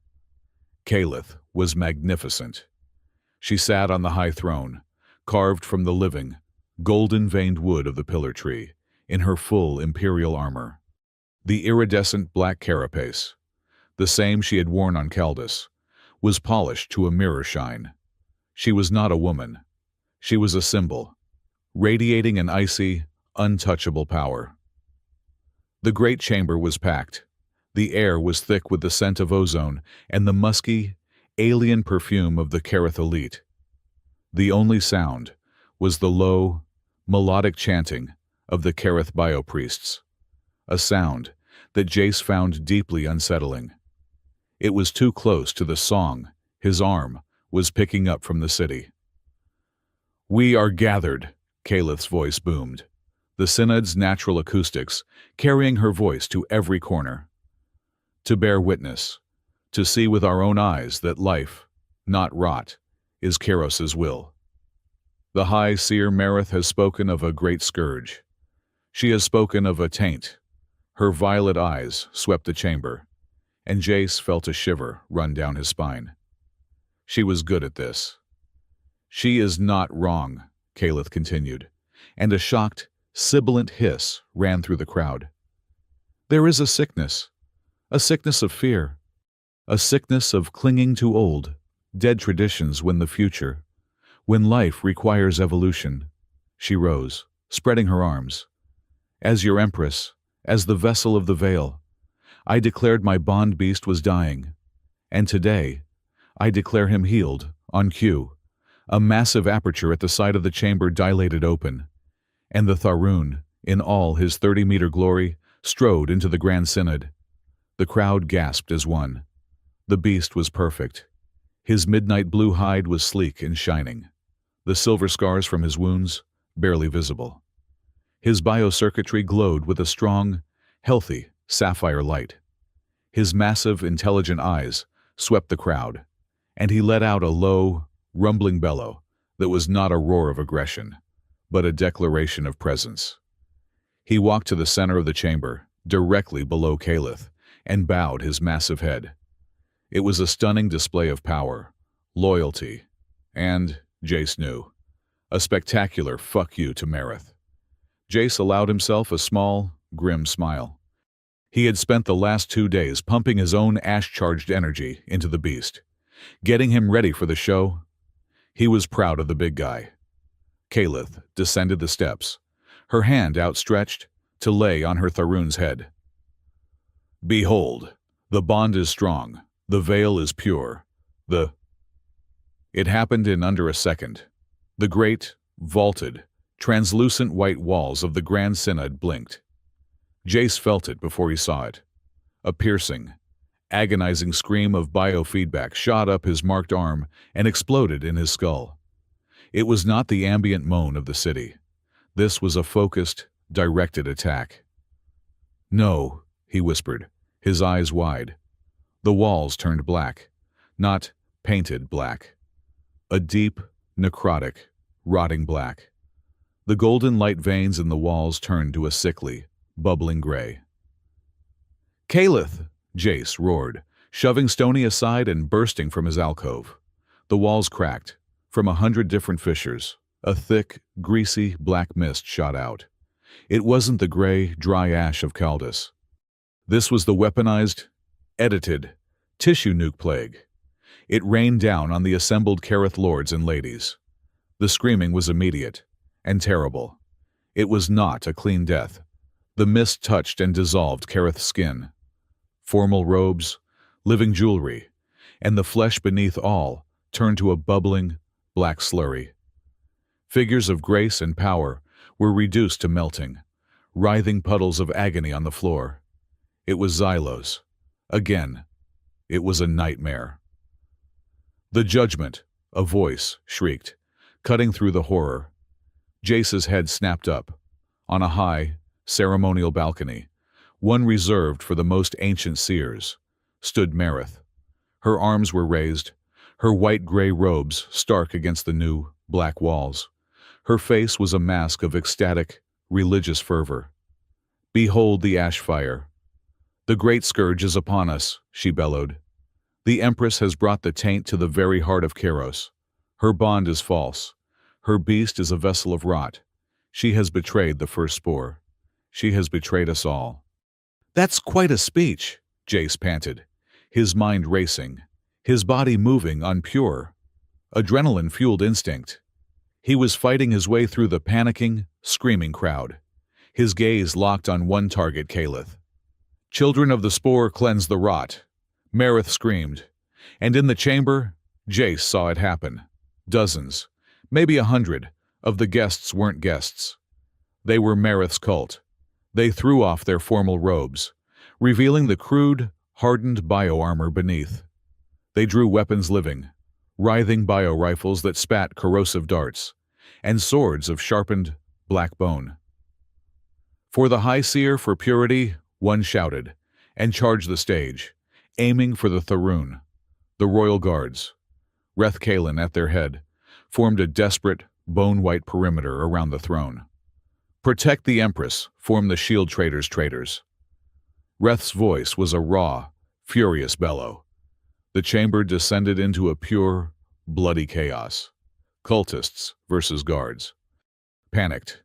Melting civilians caught in the middle. And the ash.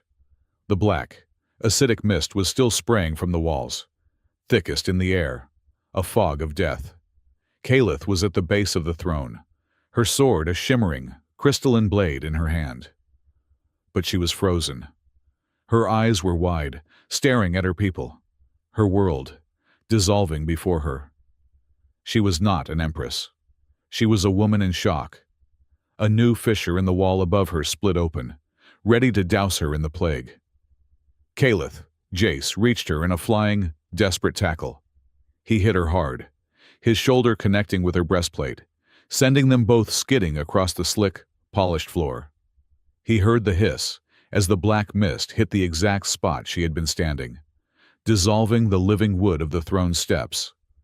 He landed on top of her, his body instinctively covering hers, his arms wrapped around her helmetless head. "Jace," she gasped, her voice small, terrified. "Stay down," he grunted. The black mist was everywhere. It was raining on them. Jace braced for the searing, unimaginable pain of dissolution. He was unarmored. He was going to melt, just like Rook. But the pain was different. It was not the cold, shattering pain of Kaldis. It was on fire, pure, white-hot, agonizing fire. The black mist hit his back, his shoulders, his arms. But it didn't eat him. The silvery gray ash pattern on his right arm exploded. It wasn't just glowing. It was igniting. A blinding, silver-white light blazed from his arm, a miniature sun in the dark, smoky chamber. The ash on his arm was hungry. It was pulling, sucking the black, weaponized ash out of the air. Jace roared, the sound inhuman. The pain was biblical. It felt like his arm was being dipped in lava, like his blood was boiling. The new ash, the black mist, was being drawn into him, into the pattern, which was fighting it, processing it, metabolizing it. His skin was on fire, glowing like a forge-hot coal. "Jace, what? Calith screamed from beneath him. He was in too much pain to answer. His mind was not in his body. The moment the ash pattern ignited, his consciousness had slammed into the Synod's bio-network.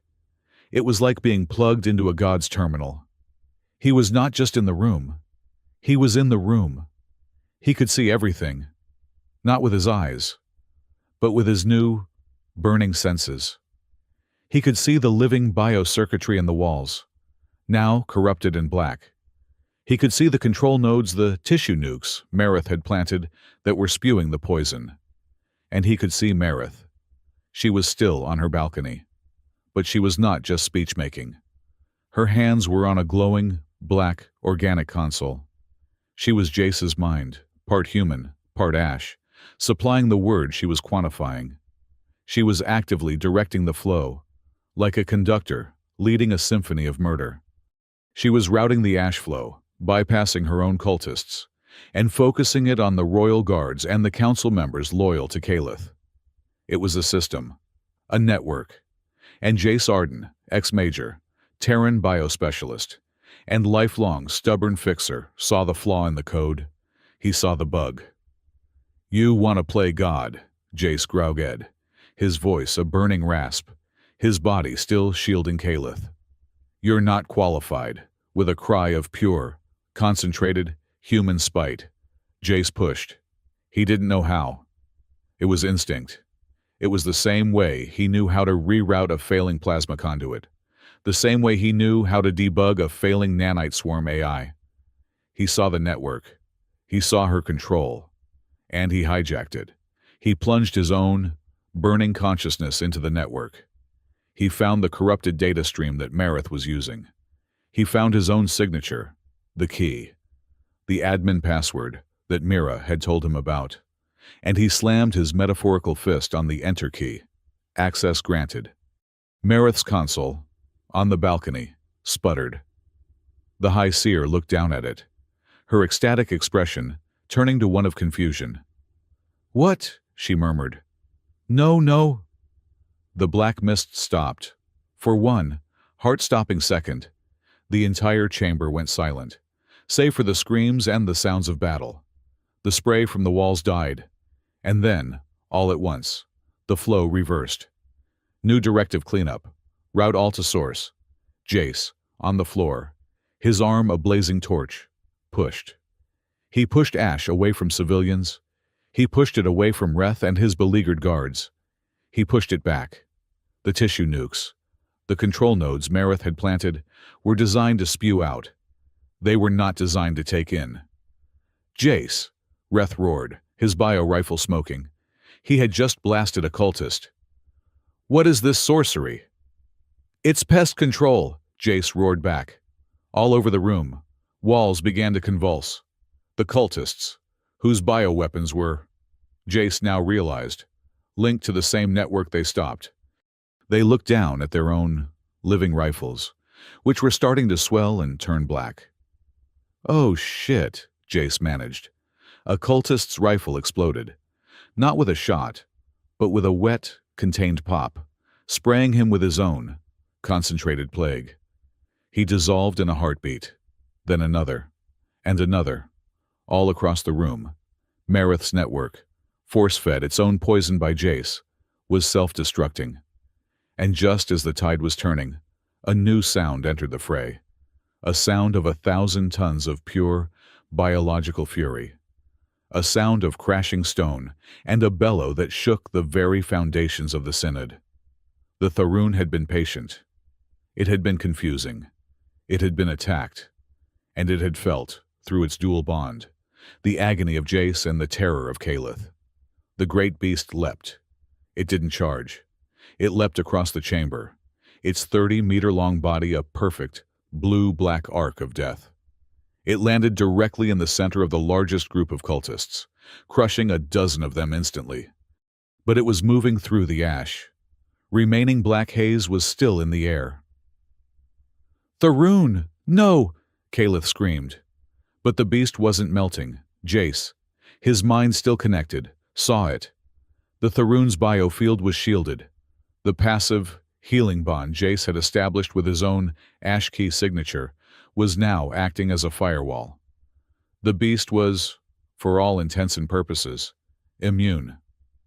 "Go get him, big guy," Jace gasped, his strength fading. The Tharoon went. It was a hurricane of claws, teeth, and righteous, six-legged fury. It was a royal war beast, in its element, defending its masters. Reth and his guards, their morale suddenly, massively boosted by the presence of a giant, invulnerable monster on their side, rallied. To the beast, to the Empress, kill the traitors. The battle was short. A cultist, no matter how zealous, stood no chance against a royal guard and a 200-ton death lizard. On the balcony, Marith saw her coup, her holy judgment, her entire political future, dissolve into a bloody, monster-chewed mess. Her face, once ecstatic, was now a mask of pure, unadulterated hatred. She looked down, not at the battle, but at the source, at the glowing, human-shaped beacon on the floor. Her eyes met Jace's. "This is not overhuman," she shrieked, and with a swirl of her white-gray robes, she turned and disappeared into a hidden aperture in the wall. She had run. The chamber fell silent. The last cultist was disarmed. The mist was gone, absorbed back into the self-destructing nodes. The only sounds were the groans of the wounded, the heavy, panting breaths of the Tharoon, and the sizzle. The black, necrotic rot on the walls was receding. The silver-white light from Jace's arm was now pulsing in time with the great pillar tree. And wherever that light touched, the black fled. The walls were returning to their normal, pearlescent white. The golden veins were reigniting. Jace was healing the room. His strength was gone. The fire in his arm subsided, the light dimming. The pain, oh, gods. The pain rushed back in. He collapsed, his dead weight falling fully onto Calith. "Jace, Jace," her voice was frantic. He rolled off her, groaning. He was lying on his back, staring up at the newly healed, domed ceiling. "Well," he rasped, his throat raw. "That went well. Right, I think we got most of them." He looked at his arm. The silvery gray pattern was different. It was brighter, deeper, and burned into the center of the pattern, directly over his main artery. In a shimmering, permanent, obsidian black was the sigil of the Kareth royal crown. He stared at it. "Calith, your logo is on my arm." Calith was kneeling over him, her face pale, streaked with soot and someone else's blood. Her own hands were shaking so badly she could barely keep them steady. I, she stammered. She looked at his arm, at the new mark.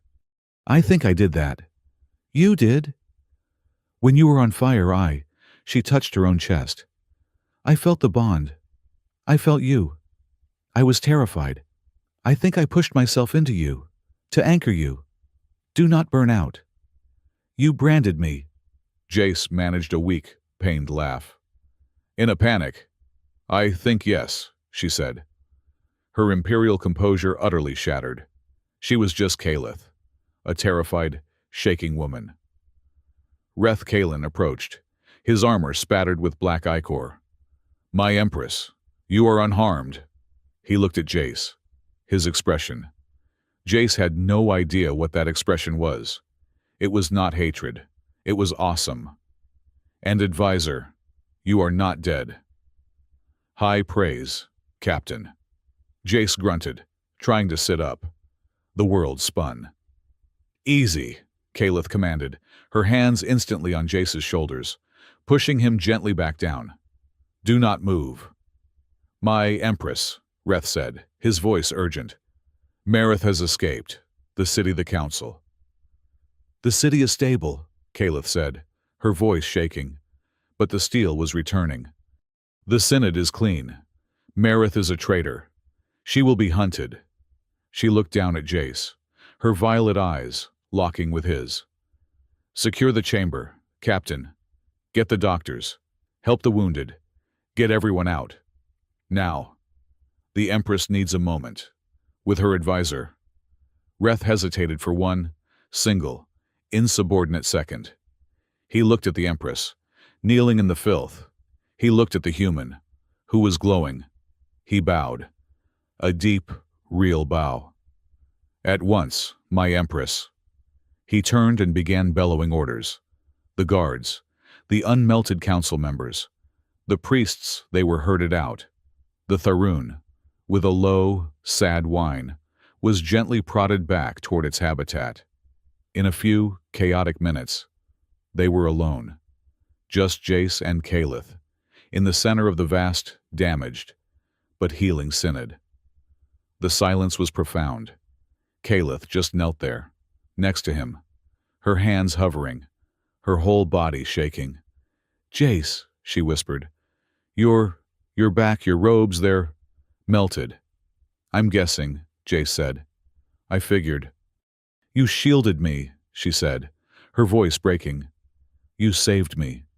You saved all of us. You. Stop saying you, Jace rasped. My ego can't take it. He managed to push himself up onto one elbow, his non-branded one. The pain was a lot. Are you okay? Kalith looked at him, and she laughed. It was no Empress's laugh. It was a broken, hysterical, relieved sound. Am I okay?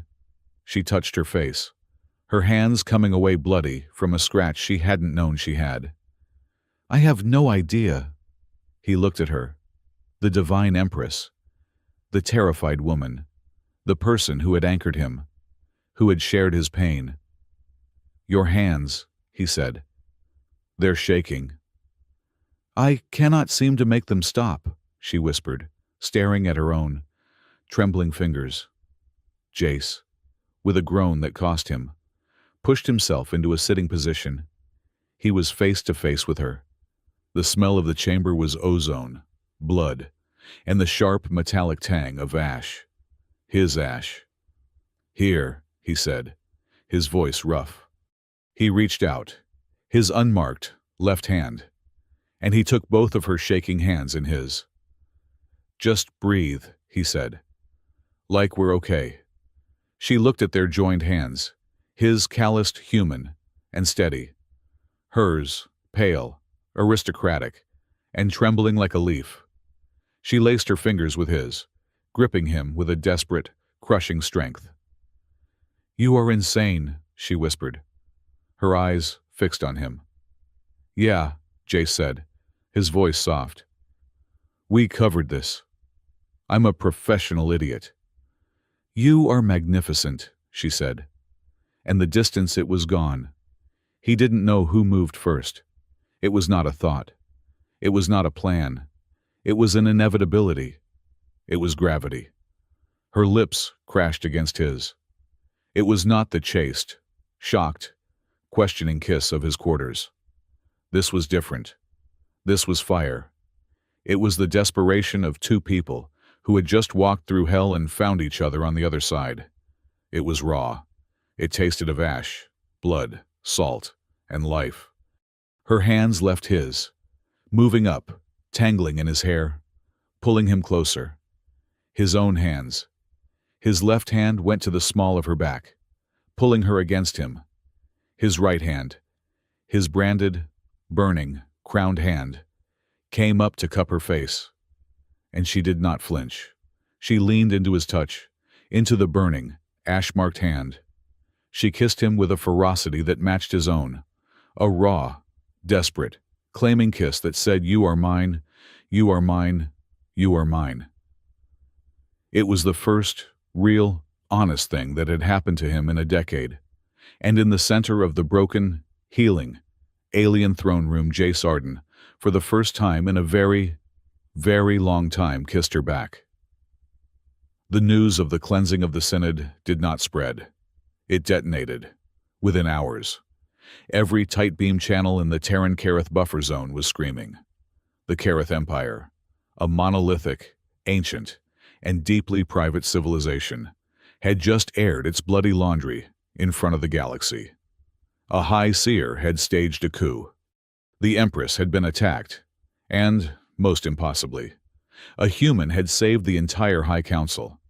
The footage, leaked from a dozen different sources, was grainy, chaotic, and utterly damning. It showed the black mist, the melting council members, and the Tharun, immune, rampaging through the traitors. But most of all, it showed a single, glowing, human-shaped figure, shielding the Empress with his own body, his arm, a white-hot beacon that seemed to command the plague. The galaxy, which had been bracing for a new, apocalyptic phase of the biowar, collectively held its breath. The bioash was no longer a weapon. It was sentient. It was sentient, and it seemed to have chosen a side. An emergency session was called by the Neutrality Council on Halcyon Station, the great, sterile, crystalline hub that sat in the dead center of the truce line. The agenda had one item, the ash contingency. I have to go, Kalith said. They were in her private strategy locus, the Velkarith holding a high, silent orbit over the wounded planet of Kairos. Jace was sitting on a bioformed console, his back aching. The Kareth doctors had done what they could, but his melted robes had been his own skin. He now had a network of faint, silvery scars on his back, a mirror to the Tharun's wounds. Of course you do. You're the main attraction. And you, she said, her voice leaving no room for argument. Are coming with me? Jace stopped rubbing his aching shoulder. I thought I was Exhibit A. You're promoting me to strategic weapon. You are my advisor, Kalith stated, walking toward him.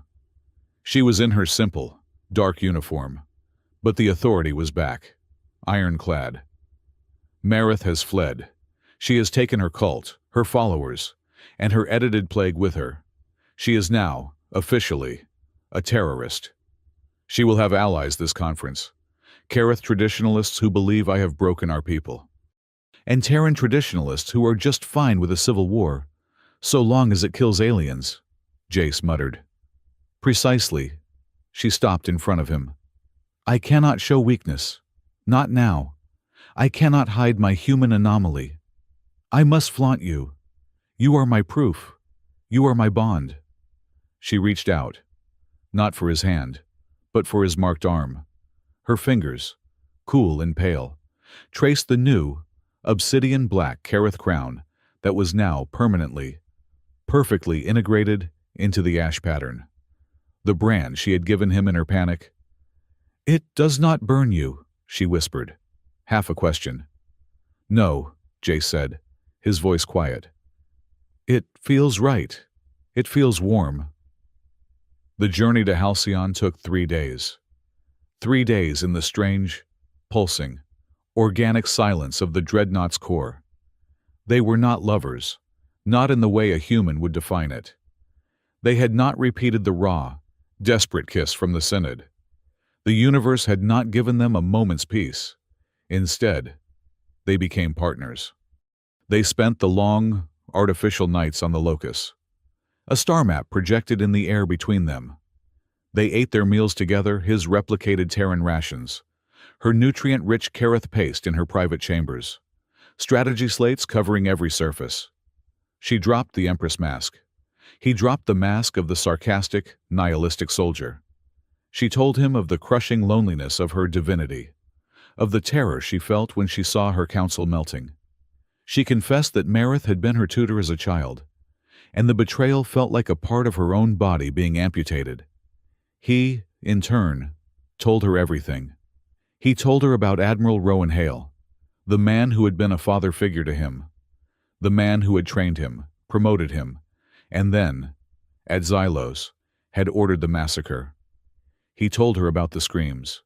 He told her the moment he chose insubordination, the moment he chose to be a traitor rather than a monster. We are the same, she said, her voice soft in the dim light of the star map. She was sitting across from him, her legs curled under her on the bioformed couch. We are the ones who disobeyed.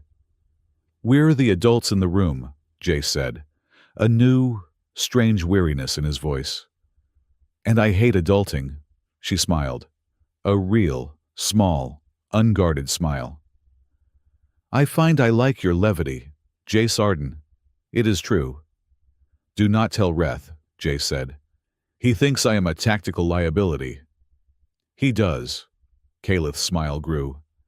He also thinks you are the most dangerous single being he has ever met. He is terrified of you. Well, Jace said, a slow, real smile of his own spreading. That is something. Their relationship was forged in those 3 days. It was not passion. It was trust. It was a deeper, deeper intimacy. It was the unspoken understanding of 2 leaders sharing the same foxhole. When the Velkarith exhaled itself into existence in the skies above Halcyon Station, they walked onto the shuttle together, not as Empress and advisor, but as allies. Halcyon Station was not sticky. It was glass, and steel, and light. A massive, crystalline ring that shone with a cold, perfect, neutral light. Calith, in her full black armor, looked alien, organic, dangerous. Jace, in his new, Kareth-tailored black uniform, Reth had insisted, with a pained grimace. "You cannot embarrass the Empress with your cloth rags." His marked arm, bare from the elbow down, he looked like her. Property, consort, weapon. Nobody knew what to call him. The looks they got as Reth and 4 massive bone-white royal guards escorted them through the main concourse were a mix of terror, disgust, and awe. "I hate this place," Jace muttered to Calith, his voice too low for anyone else to hear. "It smells like bleach and bad diplomacy." "It is the citadel of cowardice," she murmured back, her face an imperial mask. "They build with dead things, so they do not have to feel it when they break." And then Jace saw him. He stopped. He physically stopped. Reth bumped into him. Across the vast, white, sterile atrium, standing with the Terran delegation, was a man in a crisp, white admiral's uniform. His hair was silver at the temples. His face was kind, noble. The face of a hero. The face of a man who had been on every propaganda poster for 10 years. Admiral Rowan Hale. Hale's eyes met Jace's, and he smiled. A bright, warm, fatherly smile. "Jace," Hale's voice boomed across the atrium. "Jace Arden, by all that is holy, is that you, son?" He strode forward, his hand outstretched, his delegation scrambling behind him. He did not even look at Calith.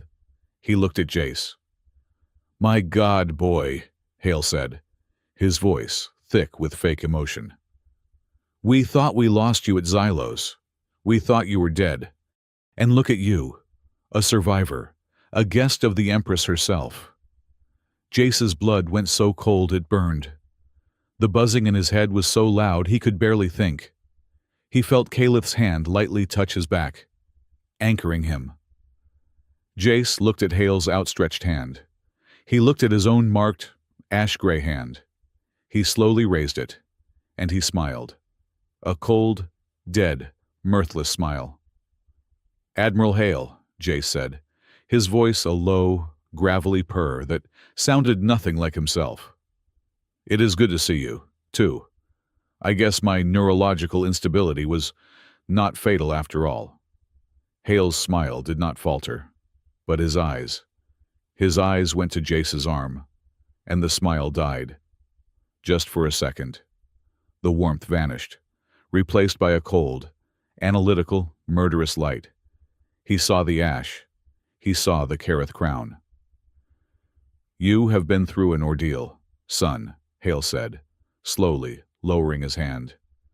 "We will have to talk, after this formality." "I look forward to it," Jace said. "I have notes." The conference hall was a sterile amphitheater, cold white and gray, no living surfaces. Anti-bioscrubbers hummed in the air. Jace sat behind Calith. At her right hand, a position of honor, and a position of threat. The accusations began immediately. "This is an act of war. A Kareth traditionalist, a thin, reedy man in Mareth's white-gray robes, shrieked, pointing at Jace. "The Empress has consorted with a Terran spy. He has infected her beast. He is the source of the plague. He must be purified." Purified. Hale's voice cut through the noise, calm, reasonable, fatherly. "My friends, let us not be hasty. What we see here is a tragedy. A brave Terran soldier, Major Jace Arden, a man I knew personally, a true hero captured, tortured, and used by the Kareth. His body twisted, his mind broken, turned into a living weapon. This is not a Kareth problem. This is Kareth aggression. They have lost control of their monstrous experiments." Jace just sat there, letting the bullshit wash over him. He was a pawn, a monster, a victim, a weapon. Everyone had a label for him except the woman before him. Calith rose. The chamber fell silent. "I am Empress Calith." Her voice was not loud, but it filled the room, cold and pure. "And I am not infected. I am not broken. And I am not your enemy." She looked at Hale. "Admiral, you speak of experiments. Let us speak of them. Let us speak of the experiment that was Xylos. Let us speak of the experiment that was Caldus." Hale's face did not change. "And you," she turned to the Kareth traditionalist. "You speak of Marith's purity. This is Marith's purity." She slammed her hand on a console. A massive hologram ignited in the center of the room.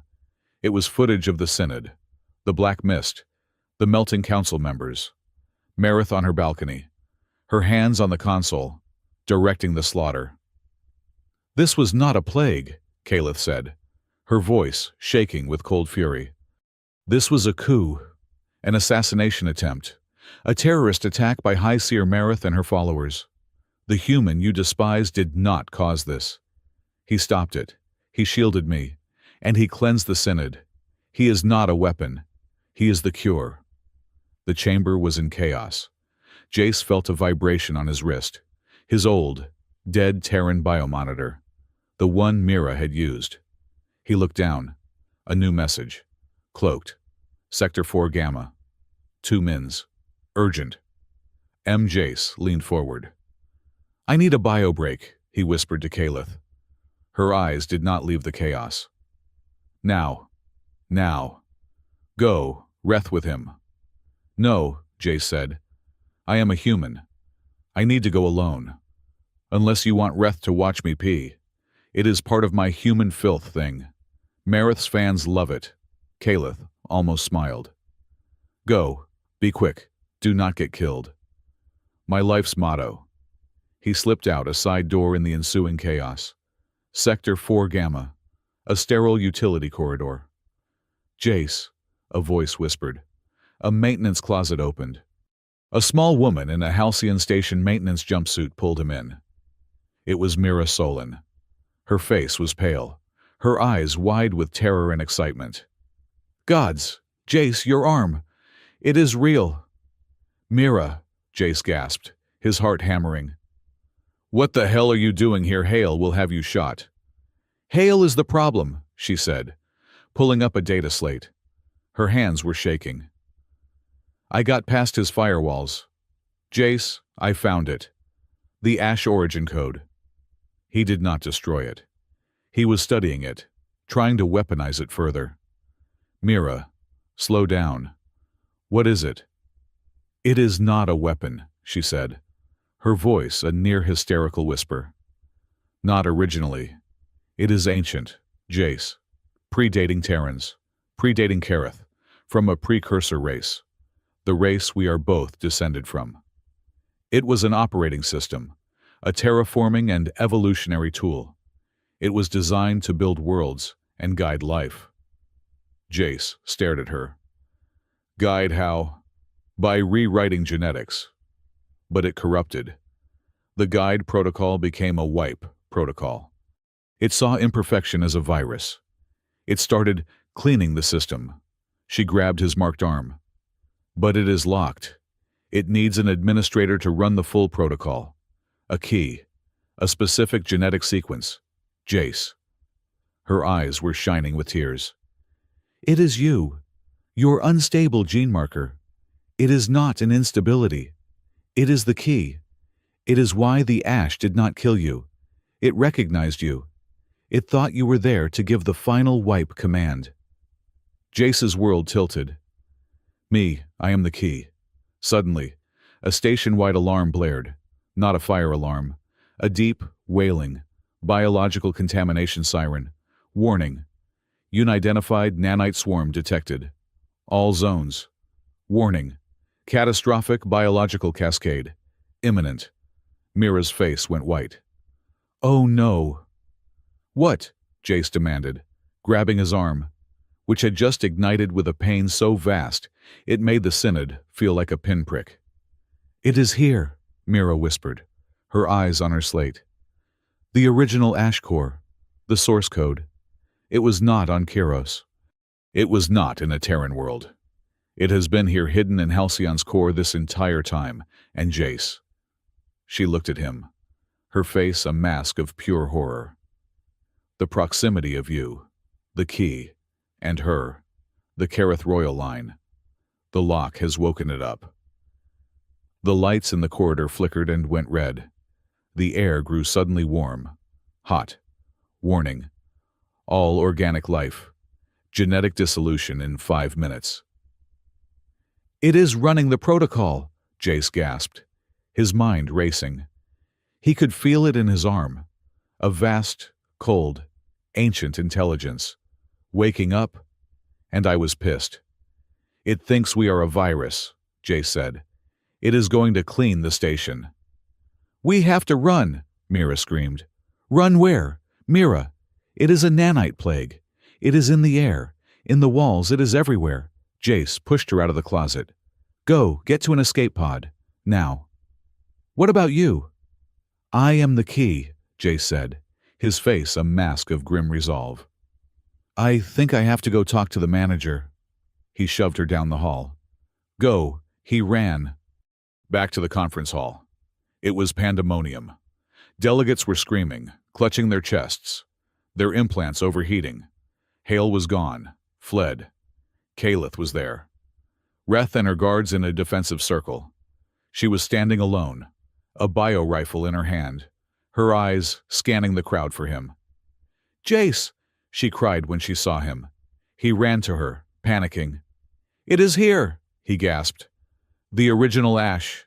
It is awake." "What do we do?" Reth bellowed, his rifle useless. "It is a network," Jace said, his arm feeling like it was in a furnace. "A mind. A broken mind. It wants to wipe us." He looked at Kaleth.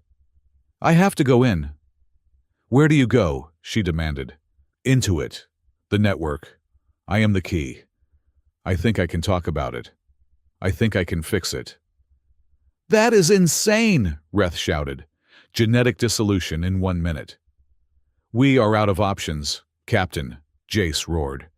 He grabbed Kaleth by her armor. "Kaleth, listen to me. I need you to trust me. I am going to sit. I'll look like I'm in a coma. You have to protect my body. Do not let anyone move me. Do not let them disconnect me, no matter what happens. Do you understand?" Her violet eyes were wide, terrified, but she nodded. "I understand. I will protect you." "Good. This is going to suck." Jace sat cross-legged on the floor, in the eye of the storm. He closed his eyes. He grabbed his burning, marked arm. "Okay," he whispered to the ancient intelligence. "You and me. Let's talk." He dove. There was no light, no sound. There was only the network, a vast, cold, infinite sea of data and pain. He was floating in a choir of 1,000,000,000 screaming voices. The voices of every person ever killed by the Ash. Rook, the colonist at Xylos, the council members in the Synod. Decades of war, suffering, and hatred, all collected by one ancient, broken AI. You are a virus. The voice was everywhere. It was the 1,000,000,000 voices speaking as one. It was Will Ash. You, Terran, Kareth. You are imperfect. You are filth. You use life to kill. You are a system error. The system must be reset. Jace's mind self was reeling. He was drowning in the pain. He saw Hale's smug face. He saw Mareth's fanaticism. He saw his own cynicism. "You're right," Jace's thought voice whispered. "We are. We're broken. We're violent. We're stupid. We hurt each other. Agreement. Protocol wipe. Executing." "No," Jace said.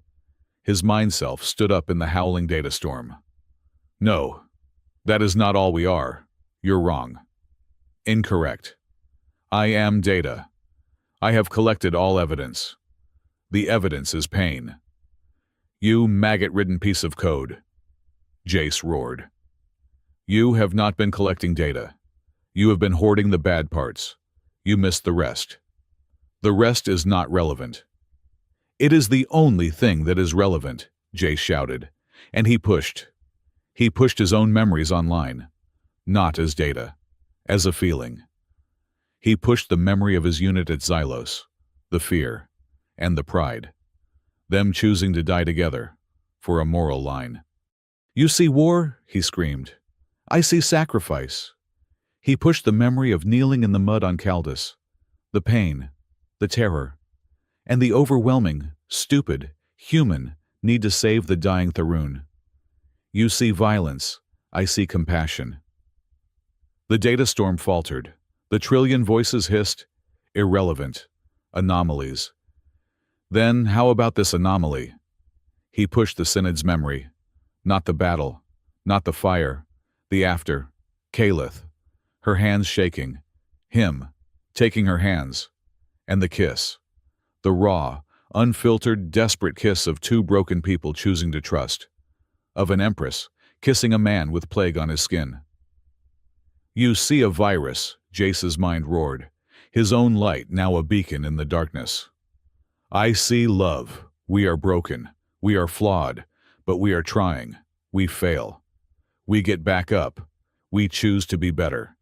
That is the real protocol. System conflict. You bet your ass it is. Jace found the root command. The ancient, corrupted line of code that said, wipe. I am the key, he screamed. I am the administrator, and I am giving a new directive. He grabbed the code. He rewrote it. He poured his own stubborn, human will into it. The new directive, he panted, his mind feeling like it was tearing apart. The new directive is not wipe. It is fix. It is heal. He slammed his will down. Wipe became heal. And the trillion voices went silent. Jace's consciousness slammed back into his body like a physical blow. He gasped, his eyes open. He was choking on air. The alarms were silent. The red lights were off. The air was cool. He was in Calith's lap. He had not realized. She was cradling his head, her body shielding him. Reth and the guards were in a circle around them, rifles out, sweat pouring down their faces. Jace, Calith's voice was a broken whisper. He looked up at her. In the conference hall, a Terran delegate looked at his implant monitor. The nanite warning. It is gone. He tapped his temple. My biomonitor. It is green. It is optimizing my heart rate. It is healing my synapses. Jace looked back at Calith. A slow, exhausted, utterly insufferable grin spread across his face. I think, he gasped, his arm pulsing with a calm, warm, silver light. I think I just fixed the internet. Jace woke up to the smell of bleach and the steady, infuriatingly calm beep of a Terran biomonitor. The throbbing, organic warmth of the Kareth dreadnought was gone, replaced by sterile white walls, cold, synthesized sheets, and the flat, artificial light of Halcyon Station's medical bay. His body felt like it had been used as a climbing rope by a very large, very angry mountain. His head throbbed. His arm was just a dull, warm weight, the silver and black pattern pulsing gently under the white, medical lighting. He is awake. The voice was a Terran doctor, clipped and professional. Do not poke me. Jace's voice was a dry, gravelly rasp. I am not a zoo animal. A cool hand, small and pale, suddenly gripped him. It was not a doctor's hand. It was a hand he now knew better than his. Jace! He turned his head, his muscles screaming in protest. Calith was sitting beside his bed. She was not in her armor, or her robes. She was in a simple, black Kareth uniform, her face pale, her hair unbound, and dark circles of exhaustion under her violet eyes. She looked, he thought, utterly wrecked, and beautiful. He tried to grin, but it felt more like a grimace. Did we win, or did I just get us all killed slightly slower? You fixed it, she whispered. Her voice was raw, stripped of all imperial authority. "Jace, you fixed it." He saw it then. They were not alone. The medbay was a hub of activity. Terran doctors and Kareth bioscientists. The two groups that had been trying to kill each other for a generation were working side by side, their faces a mask of stunned, disbelieving awe. And they were all, every single one of them, staring at the Empress of the Kareth, who was holding a human's hand, like he was the only thing keeping the station in orbit. "This is a bad look for you," Jace rasped, his fingers tightening on hers. "Your fans will talk." "Let them," she said, and her grip was iron. She did not care. She did not look away from him. That image, broadcast on every channel out of Halcyon, was the one that truly ended the war. Not the battle, not the treaty, but the image of the Kareth Empress, the Ash Queen, the Corpse Monarch, refusing to leave the bedside of a human healer. The change was almost instantaneous. The moment Jace had forced the heal command, the ancient network had obeyed. The trillions of nanites that saturated the war-torn sectors of the galaxy, the ash that was a death sentence, all received a new directive. On Halcyon, the delegates who had been clutching their overheating implants, who had been feeling their very genes begin to unravel, felt a sudden, cool, silver wave. They did not die. Their implants did not fail. They were optimized. Their genetic code was not dissolved. It was repaired. Reports flooded across the galaxy. On the plague world of Xylos, the colony Jace had failed to save. The gray ash that choked the atmosphere began to settle. It did not just clear the air. It began to cleanse the soil, neutralizing the very poisons it had once spread.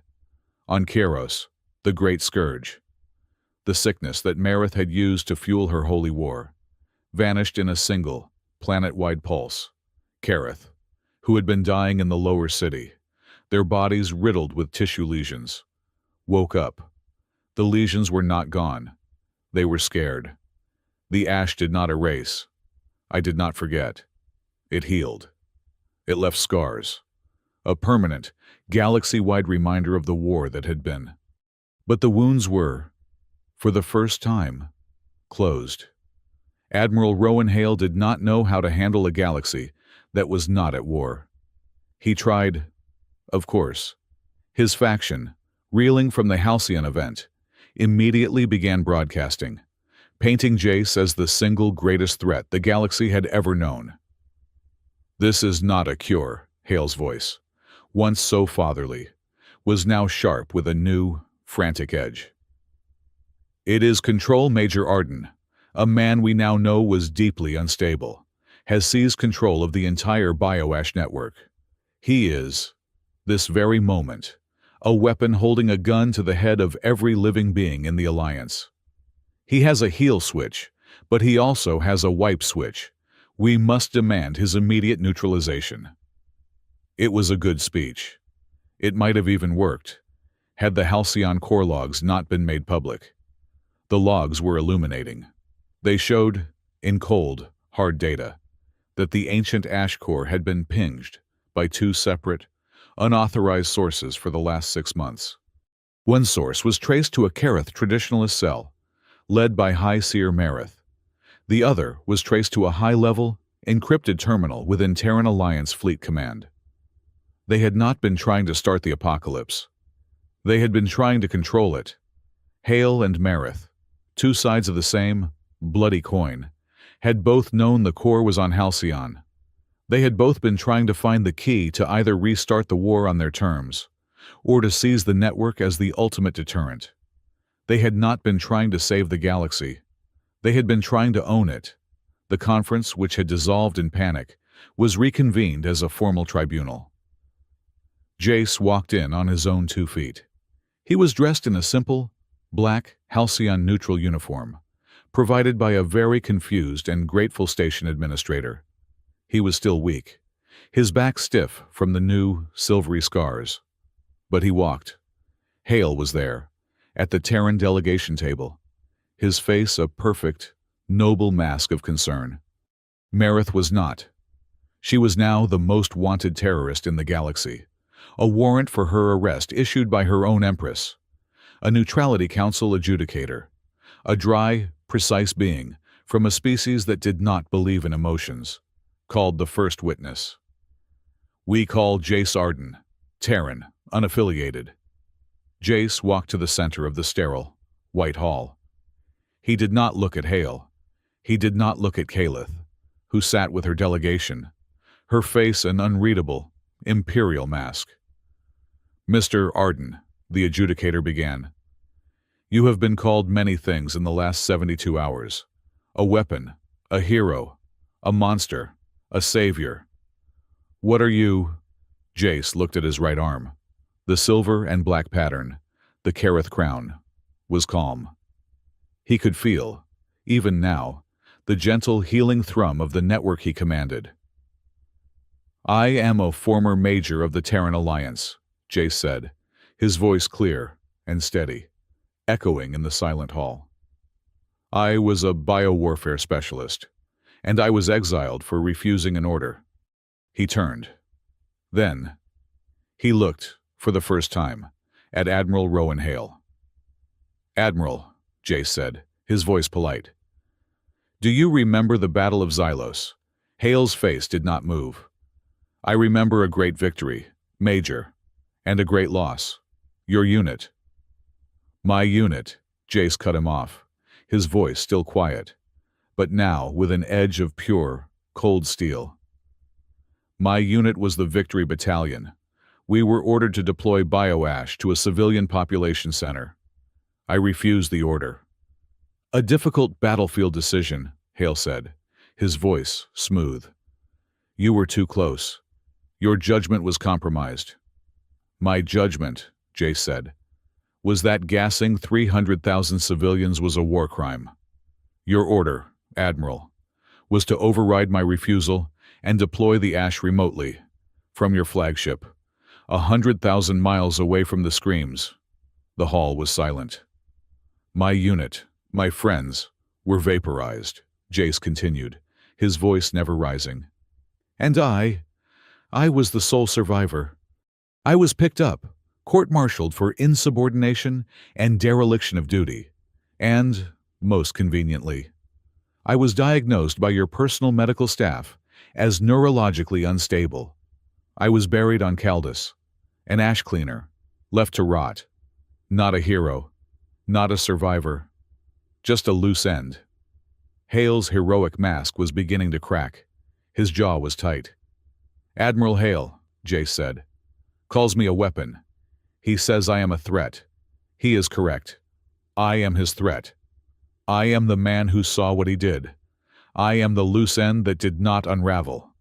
Hale finally broke.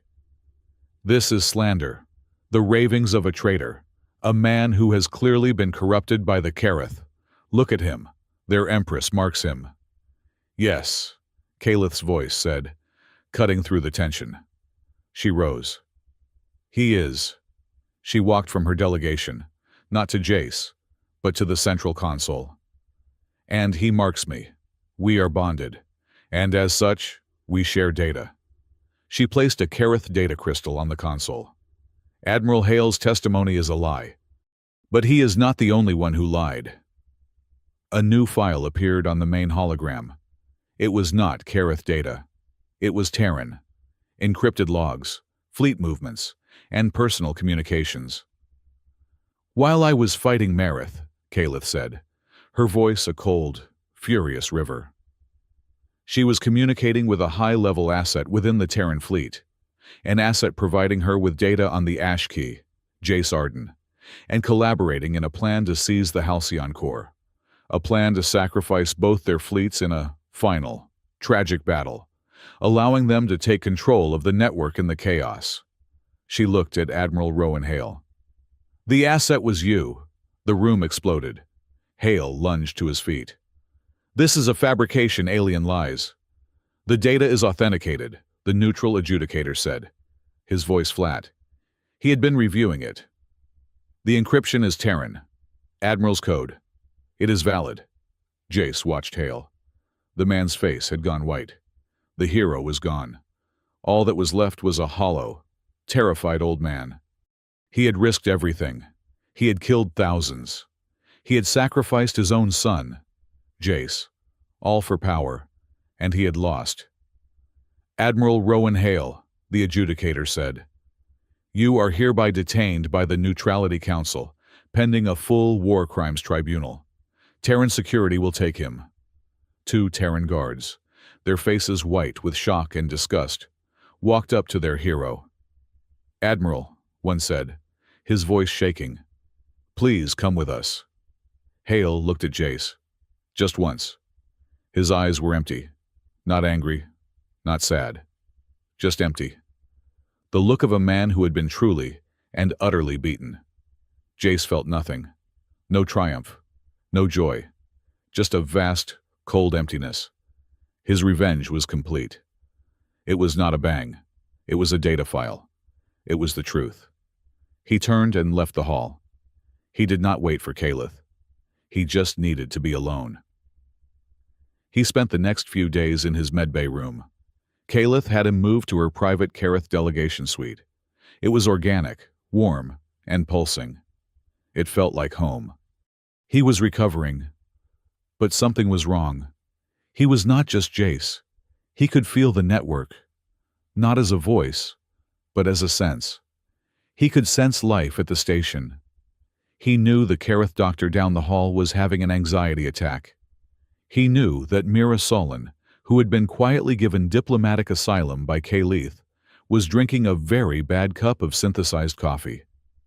He could feel the ash, now renamed the Astrian network, gently regulating the station's air, optimizing the neural pathways of a Terran delegate recovering from a stroke.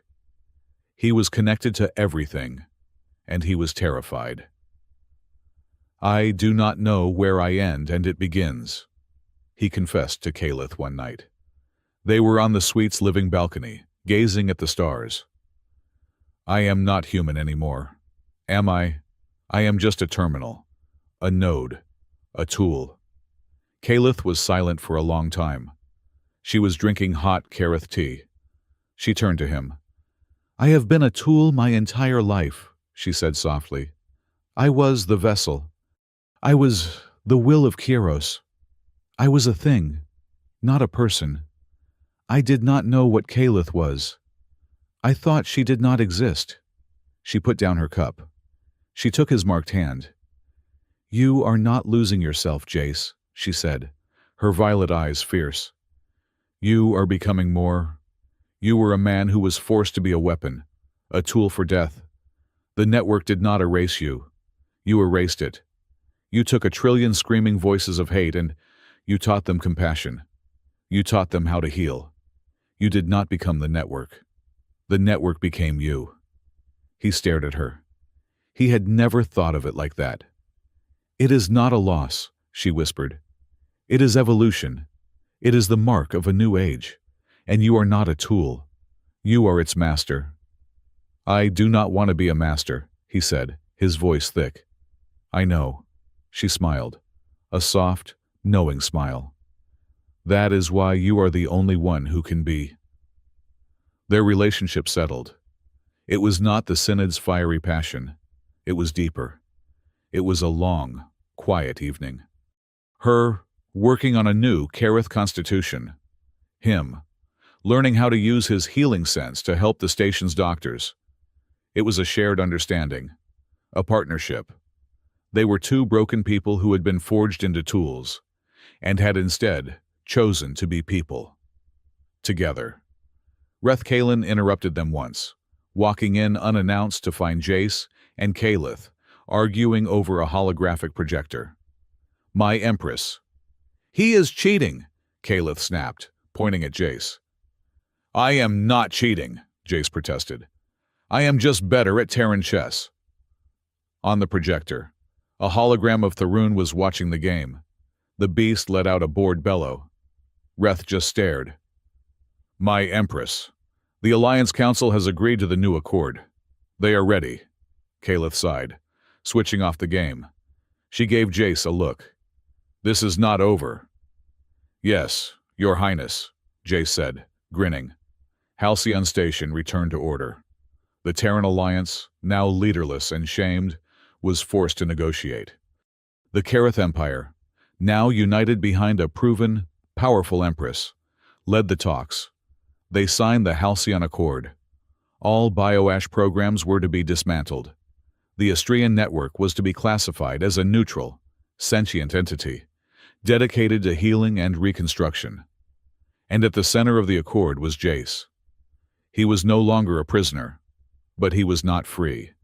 He was named the primary liaison to the network. The linchpin. The one person who could truly speak to it. It was a burden. He was again a key asset, most precious man in the galaxy. He stood on the balcony of their suite, looking at the final treaty. It is a heavy weight, Calith said, coming to stand beside him. Yeah, Jace said. I just traded one prison for another. A gilded one. Is it a prison? She asked. If you chose it. He looked at her. I did not choose it. No, she conceded, a small smile playing on her lips. You chose to save a dying beast. You chose to shield your enemy. You chose to rewrite a god. You did not choose this life. Jace Arden. You earned it. He looked back at the stars. He was a healer, a diplomat, the Ash Key. It was a hell of a thing. He sighed. It was a lot. But as he felt her hand slide into his, her cool skin against his warm, marked arm, he figured he did not have to bear it alone, and that made it a relief. There is one more place we must go, Calith said. The Halcyon Accord was signed. The delegates, reeling from the revelations and the sheer raw terror of the network's awakening, had agreed to everything. Hale was in a Terran brig, his career a pile of ash. Marith was a ghost, hunted by Kareth and Terran forces alike. The galaxy, for the first time in a century, was quiet. I thought we were done with places, Jace said. He was standing on the Velkareth's bridge, which had docked with Halcyon. I was looking forward to a solid 8 hours of not being a linchpin, maybe 12. I am tired. I am emotionally wrecked, and my back still itches. This is not for the delegates, Calith said. She was in her simple, black uniform, her face serious. This is not for the Accord. This is for you. For me, I hate things that are for me. They usually involve pain, explosions, or a sudden, unwanted career change. All three. This time, she said, her voice devoid of humor. Come, Reth will guard the bridge. Reth Kalen, who had been standing at a tactical console, merely nodded. His expression towards Jace was no longer hatred, or even awe. It was a kind of grudging, deeply confused respect. Advisor, my Empress, do not get dissolved. The paperwork would be extensive. See, Jace muttered, as he followed Calith into a private transport. Bromance. Calith did not take him to the diplomatic levels. She did not take him to the Kareth suites. She took him down. Down past the sterile, white plasteel and glass station. Down into the raw, ancient, mechanical core that the polished modern Halcyon was built around. This was the old station, the precursor hub that Mira had mentioned. The air was cold, metallic, and smelled of ancient oil and ozone. This is a forbidden sector, Calith said, her voice low. She placed her hand on a rusted, ancient console. It hissed, and a massive lead-lined door ground open. Halcyon security keeps it sealed. They believe it is an unstable reactor. They are partly right. They entered a vast, dark, circular chamber. It was cold, but the air was not dead. It was a library, not books, but life. Thousands upon thousands of glowing, crystalline rods, each taller than a man, were arranged in concentric circles, pulsing with a faint, internal, biotic light. What is this? Jace whispered. The buzz in his head, the network, was silent here. This place was shielded. This is the Halcyon Biocore, Caliph said, her voice echoing in the vastness. The true reason both Terrans and Kareth wanted this station? It is a repository, a genetic library left by the progenitors, the ones who came before. She walked to the center of the chamber, to a single, pulsing, amber-colored crystal.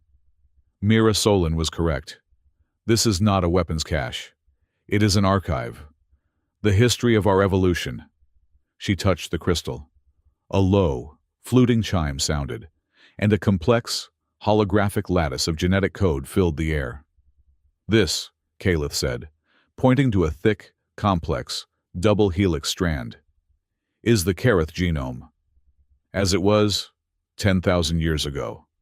She then pointed to another strand, strikingly similar, that ran parallel to it. And this is the Terran genome, Jace stared. We really are related. Branches of the same tree, Caliph said. We diverged. We chose different paths. My people embraced biological integration. Yours chose metal and fire. But we are cousins. She manipulated the hologram. And this is what we shared. A third strand appeared, a smaller, tighter, impossibly complex sequence. It was not Terran. It was not Kareth. It was another. The Ash origin code, Jace breathed. The operating system. Yes, it was not a weapon. It was a tool, an evolutionary catalyst. Our ancestors used it. They guided their own development. She zoomed in on the progenitor code, and a line of pictographic script, ancient and alien, appeared beside it. This archive, Caliph said, is the only place this text still exists. A manual. It speaks of the network, the Astrian's breath, and it speaks of its guardian. She isolated a single passage. It is called the Ash Keybearer, the administrator, as you called it.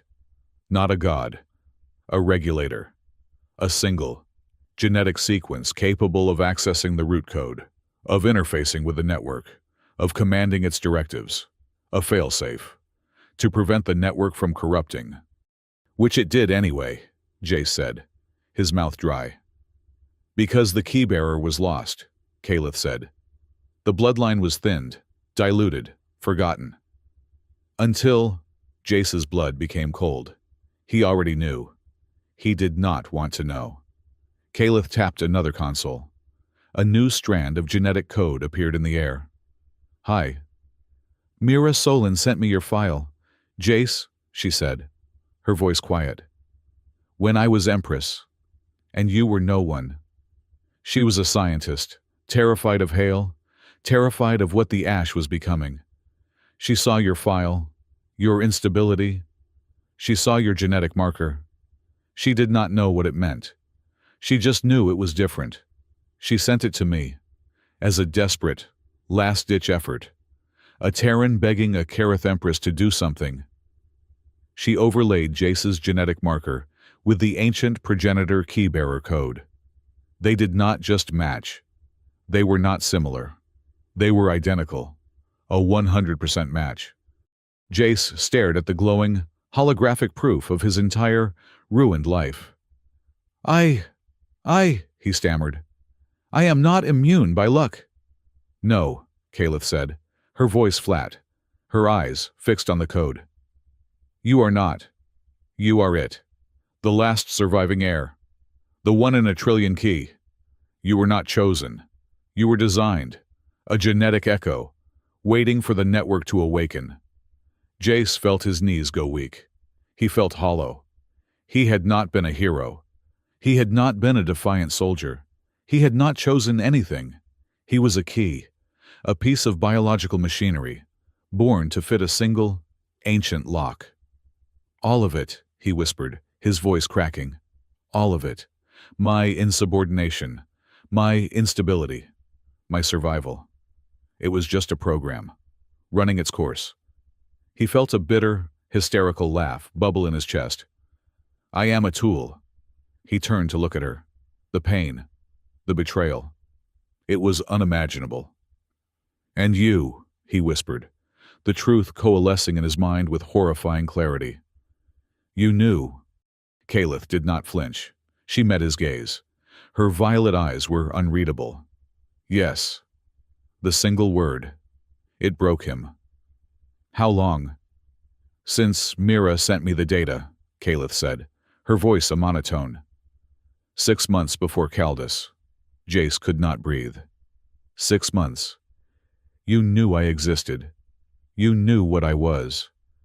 I knew what your gene marker was, she corrected him, her voice cold. I knew there was a key, and I knew Hale was burying it, hiding it. So you leaked it, Jace realized, his mind racing, piecing it all together.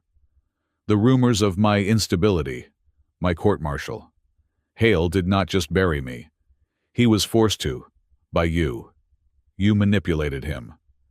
I used his own paranoia against him, Caliph said. I ensured your exile was absolute, that you would be sent to the one place he would never look for you, the most dangerous ash front in the galaxy. Caldus. Jace stared at her. The woman he trusted. The woman he had kissed in the ruins of her synod. Tharun, Jace whispered, his voice dead. Your beast. His accident. Being left behind on Caldus. Caliph closed her eyes. It was not an accident. It was a gamble.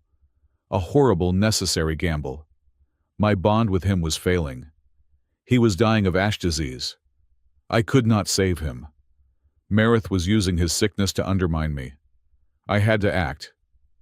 So you sacrificed your beast, Jace said, his voice filled with a cold disgust.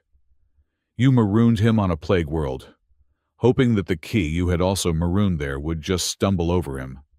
Yes, Caliph said, her eyes opening, meeting him. Fierce, unapologetic. I did. I staged the battle. I ensured your cleaning patrol was in that sector. I put the key next to the lock. And I prayed to a progenitor. I do not believe that you were not just a key, that you were a man who would choose to save a dying monster. Jace remembered her words, the words that had defined his new life, the words spoken over him in the mud and the ash. You touched my dying beast in the war ash, Jace recited, his voice hollow. From this moment, you are mine. He looked at her, the betrayal of physical force, crushing his chest. It was not a declaration, he whispered. It was not a reaction. It was a legal claim, a political move, part of your plan, to use the Savior's claim to take possession of me, to mark me with your sigil, so I could be your ash healer, your tool. Yes, Caliph said, her voice firm. Jace just stared at her. He had no words. He had nothing. He had been playing, from start to finish, by Hale, by Marith, and now, most cruelly, most completely, by her. He turned, and he walked. Jace, her voice called after him, losing its iron, becoming human. He did not stop. He walked out of the archive. He walked out of the core. He did not know where he was going. He just knew he had to get away from her, from the lie. He spent that night in a sterile, white, halcyon transit lounge, anonymous, empty. He just sat in a chair, watching the station's traffic move past the viewport. He was shattered. He questioned everything. Was any of it real? His choice on Caldus. Had he really chosen it? Or had he been genetically programmed to be compassionate? Was his HFY moment in the network his own will? Or had he just been a key, turning in a lock, and Caliph? Her fear, her confessions, her trust, the kiss. Was it all just part of the manipulation? Just the next step in her plan to keep her tool loyal? He felt the anger, a cold, burning rage, at her, at the progenitors, in the universe. He had been a pawn in everyone's game. He sat there for hours. The anger burned, and then it cooled. He thought about it. He thought about her face, not in the archive, but in the synod. She had planned to take him to Kairos. Yes. She had planned to use him to heal Tharun. Yes. A cold, pragmatic imperial plan. But she had not planned on Marith staging a coup. She had not planned on Black Haze. She had not planned on him tackling her. She had not planned on him catching fire. And she had not planned on panicking and branding him with her own soul. And the network. She had not known the core was on Halcyon. She had not known it would awaken. She had not planned on him diving into it. Her terror when he did that had been real. Her cradling his comatose body in her lap while the galaxy ended. That was not in any plan. The plan had ended on Kaldis. Everything after that, whatever mattered, had been chaos. It had been real. He was a key, genetically. But he was the one who had chosen to turn it. He was the one who had chosen heal instead of wipe. The network had expected a command. He had given it an argument. His HFY moment. That had been all him. All his stubborn, human spite. He had been put on the stage. Yes. But he had written his own damned lines. He stood up. He felt the anger settle. It was still there. A cold, hard lump. But it was not rage. It was clear. He walked back. Back to the Kareth suite. She was there. On the balcony. She had not slept. She was just standing. Her back to the door, watching the sunrise glint off the station's hull. He walked out to stand beside her. She did not look at him. "I did not lie," she whispered to the stars. "Not about us. The plan was to secure a tool, to save my people. It was an Empress's calculus, cold and necessary." She turned to him then, her violet eyes raw, vulnerable. "I did not plan on being a stubborn, sarcastic, infuriatingly moral man. I did not plan on him making me laugh. I did not plan on being terrified of losing him. I did not plan on falling in love with him." Jace took a long breath. He let it out. "I am angry," he said, his voice quiet, calm. "I am furious. You used me. You played God with my life. You are a cold, manipulative, calculating Empress, and I will probably never fully trust you again. Not in that way." He saw her flinch. Her face paled. "But," he continued, "I also see the opportunity. You put me on the board. You made me a player, whether you meant to or not." He held up his marked arm, the silver and black key. "I accept this role," he said. "The ash key bearer. I accept it. Not because of your plan. Not because of some progenitor's design. But because of me. I am choosing it. Right now.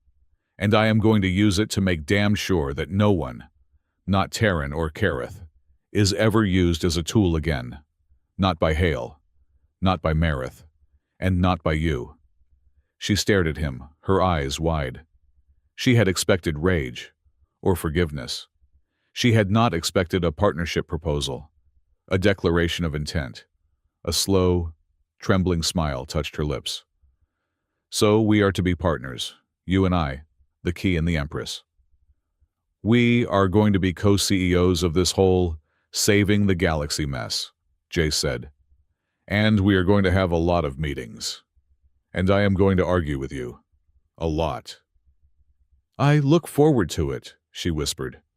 The final scene was weeks later. The Accord was in full swing. Halcyon was the new capital of a new era. Jace and Kaleth stood on the grand balcony of the diplomatic tower. Between them, its midnight blue hide gleaming, its sapphire eyes bright and intelligent, sat Tharun. The beast had been brought to the station, a living symbol of the new peace. He was purring as Jace scratched his ear ridge. Below them, in the main plaza, The first contingents of Terran and Kareth scientists and doctors were boarding a ship. Their mission Xylos, the first joint healing project. "It is starting," Kaleth said, her hand resting on Tharun's flank. Her other hand rested on Jace's shoulder. "Yeah," Jace said. He felt the network. He felt hope for those below. It was a nice change from screaming. "You know," Kaleth said, a rare, playful light in her eyes. "As the primary liaison and the Ash Key, you are technically now a protected Kareth Terran asset, a living national treasure." She smiled. "You are living on national property." Jace stopped scratching the beast. He turned slowly. He looked at her.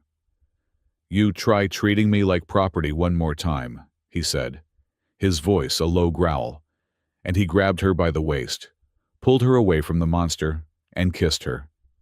It was not a desperate kiss. It was not an angry kiss.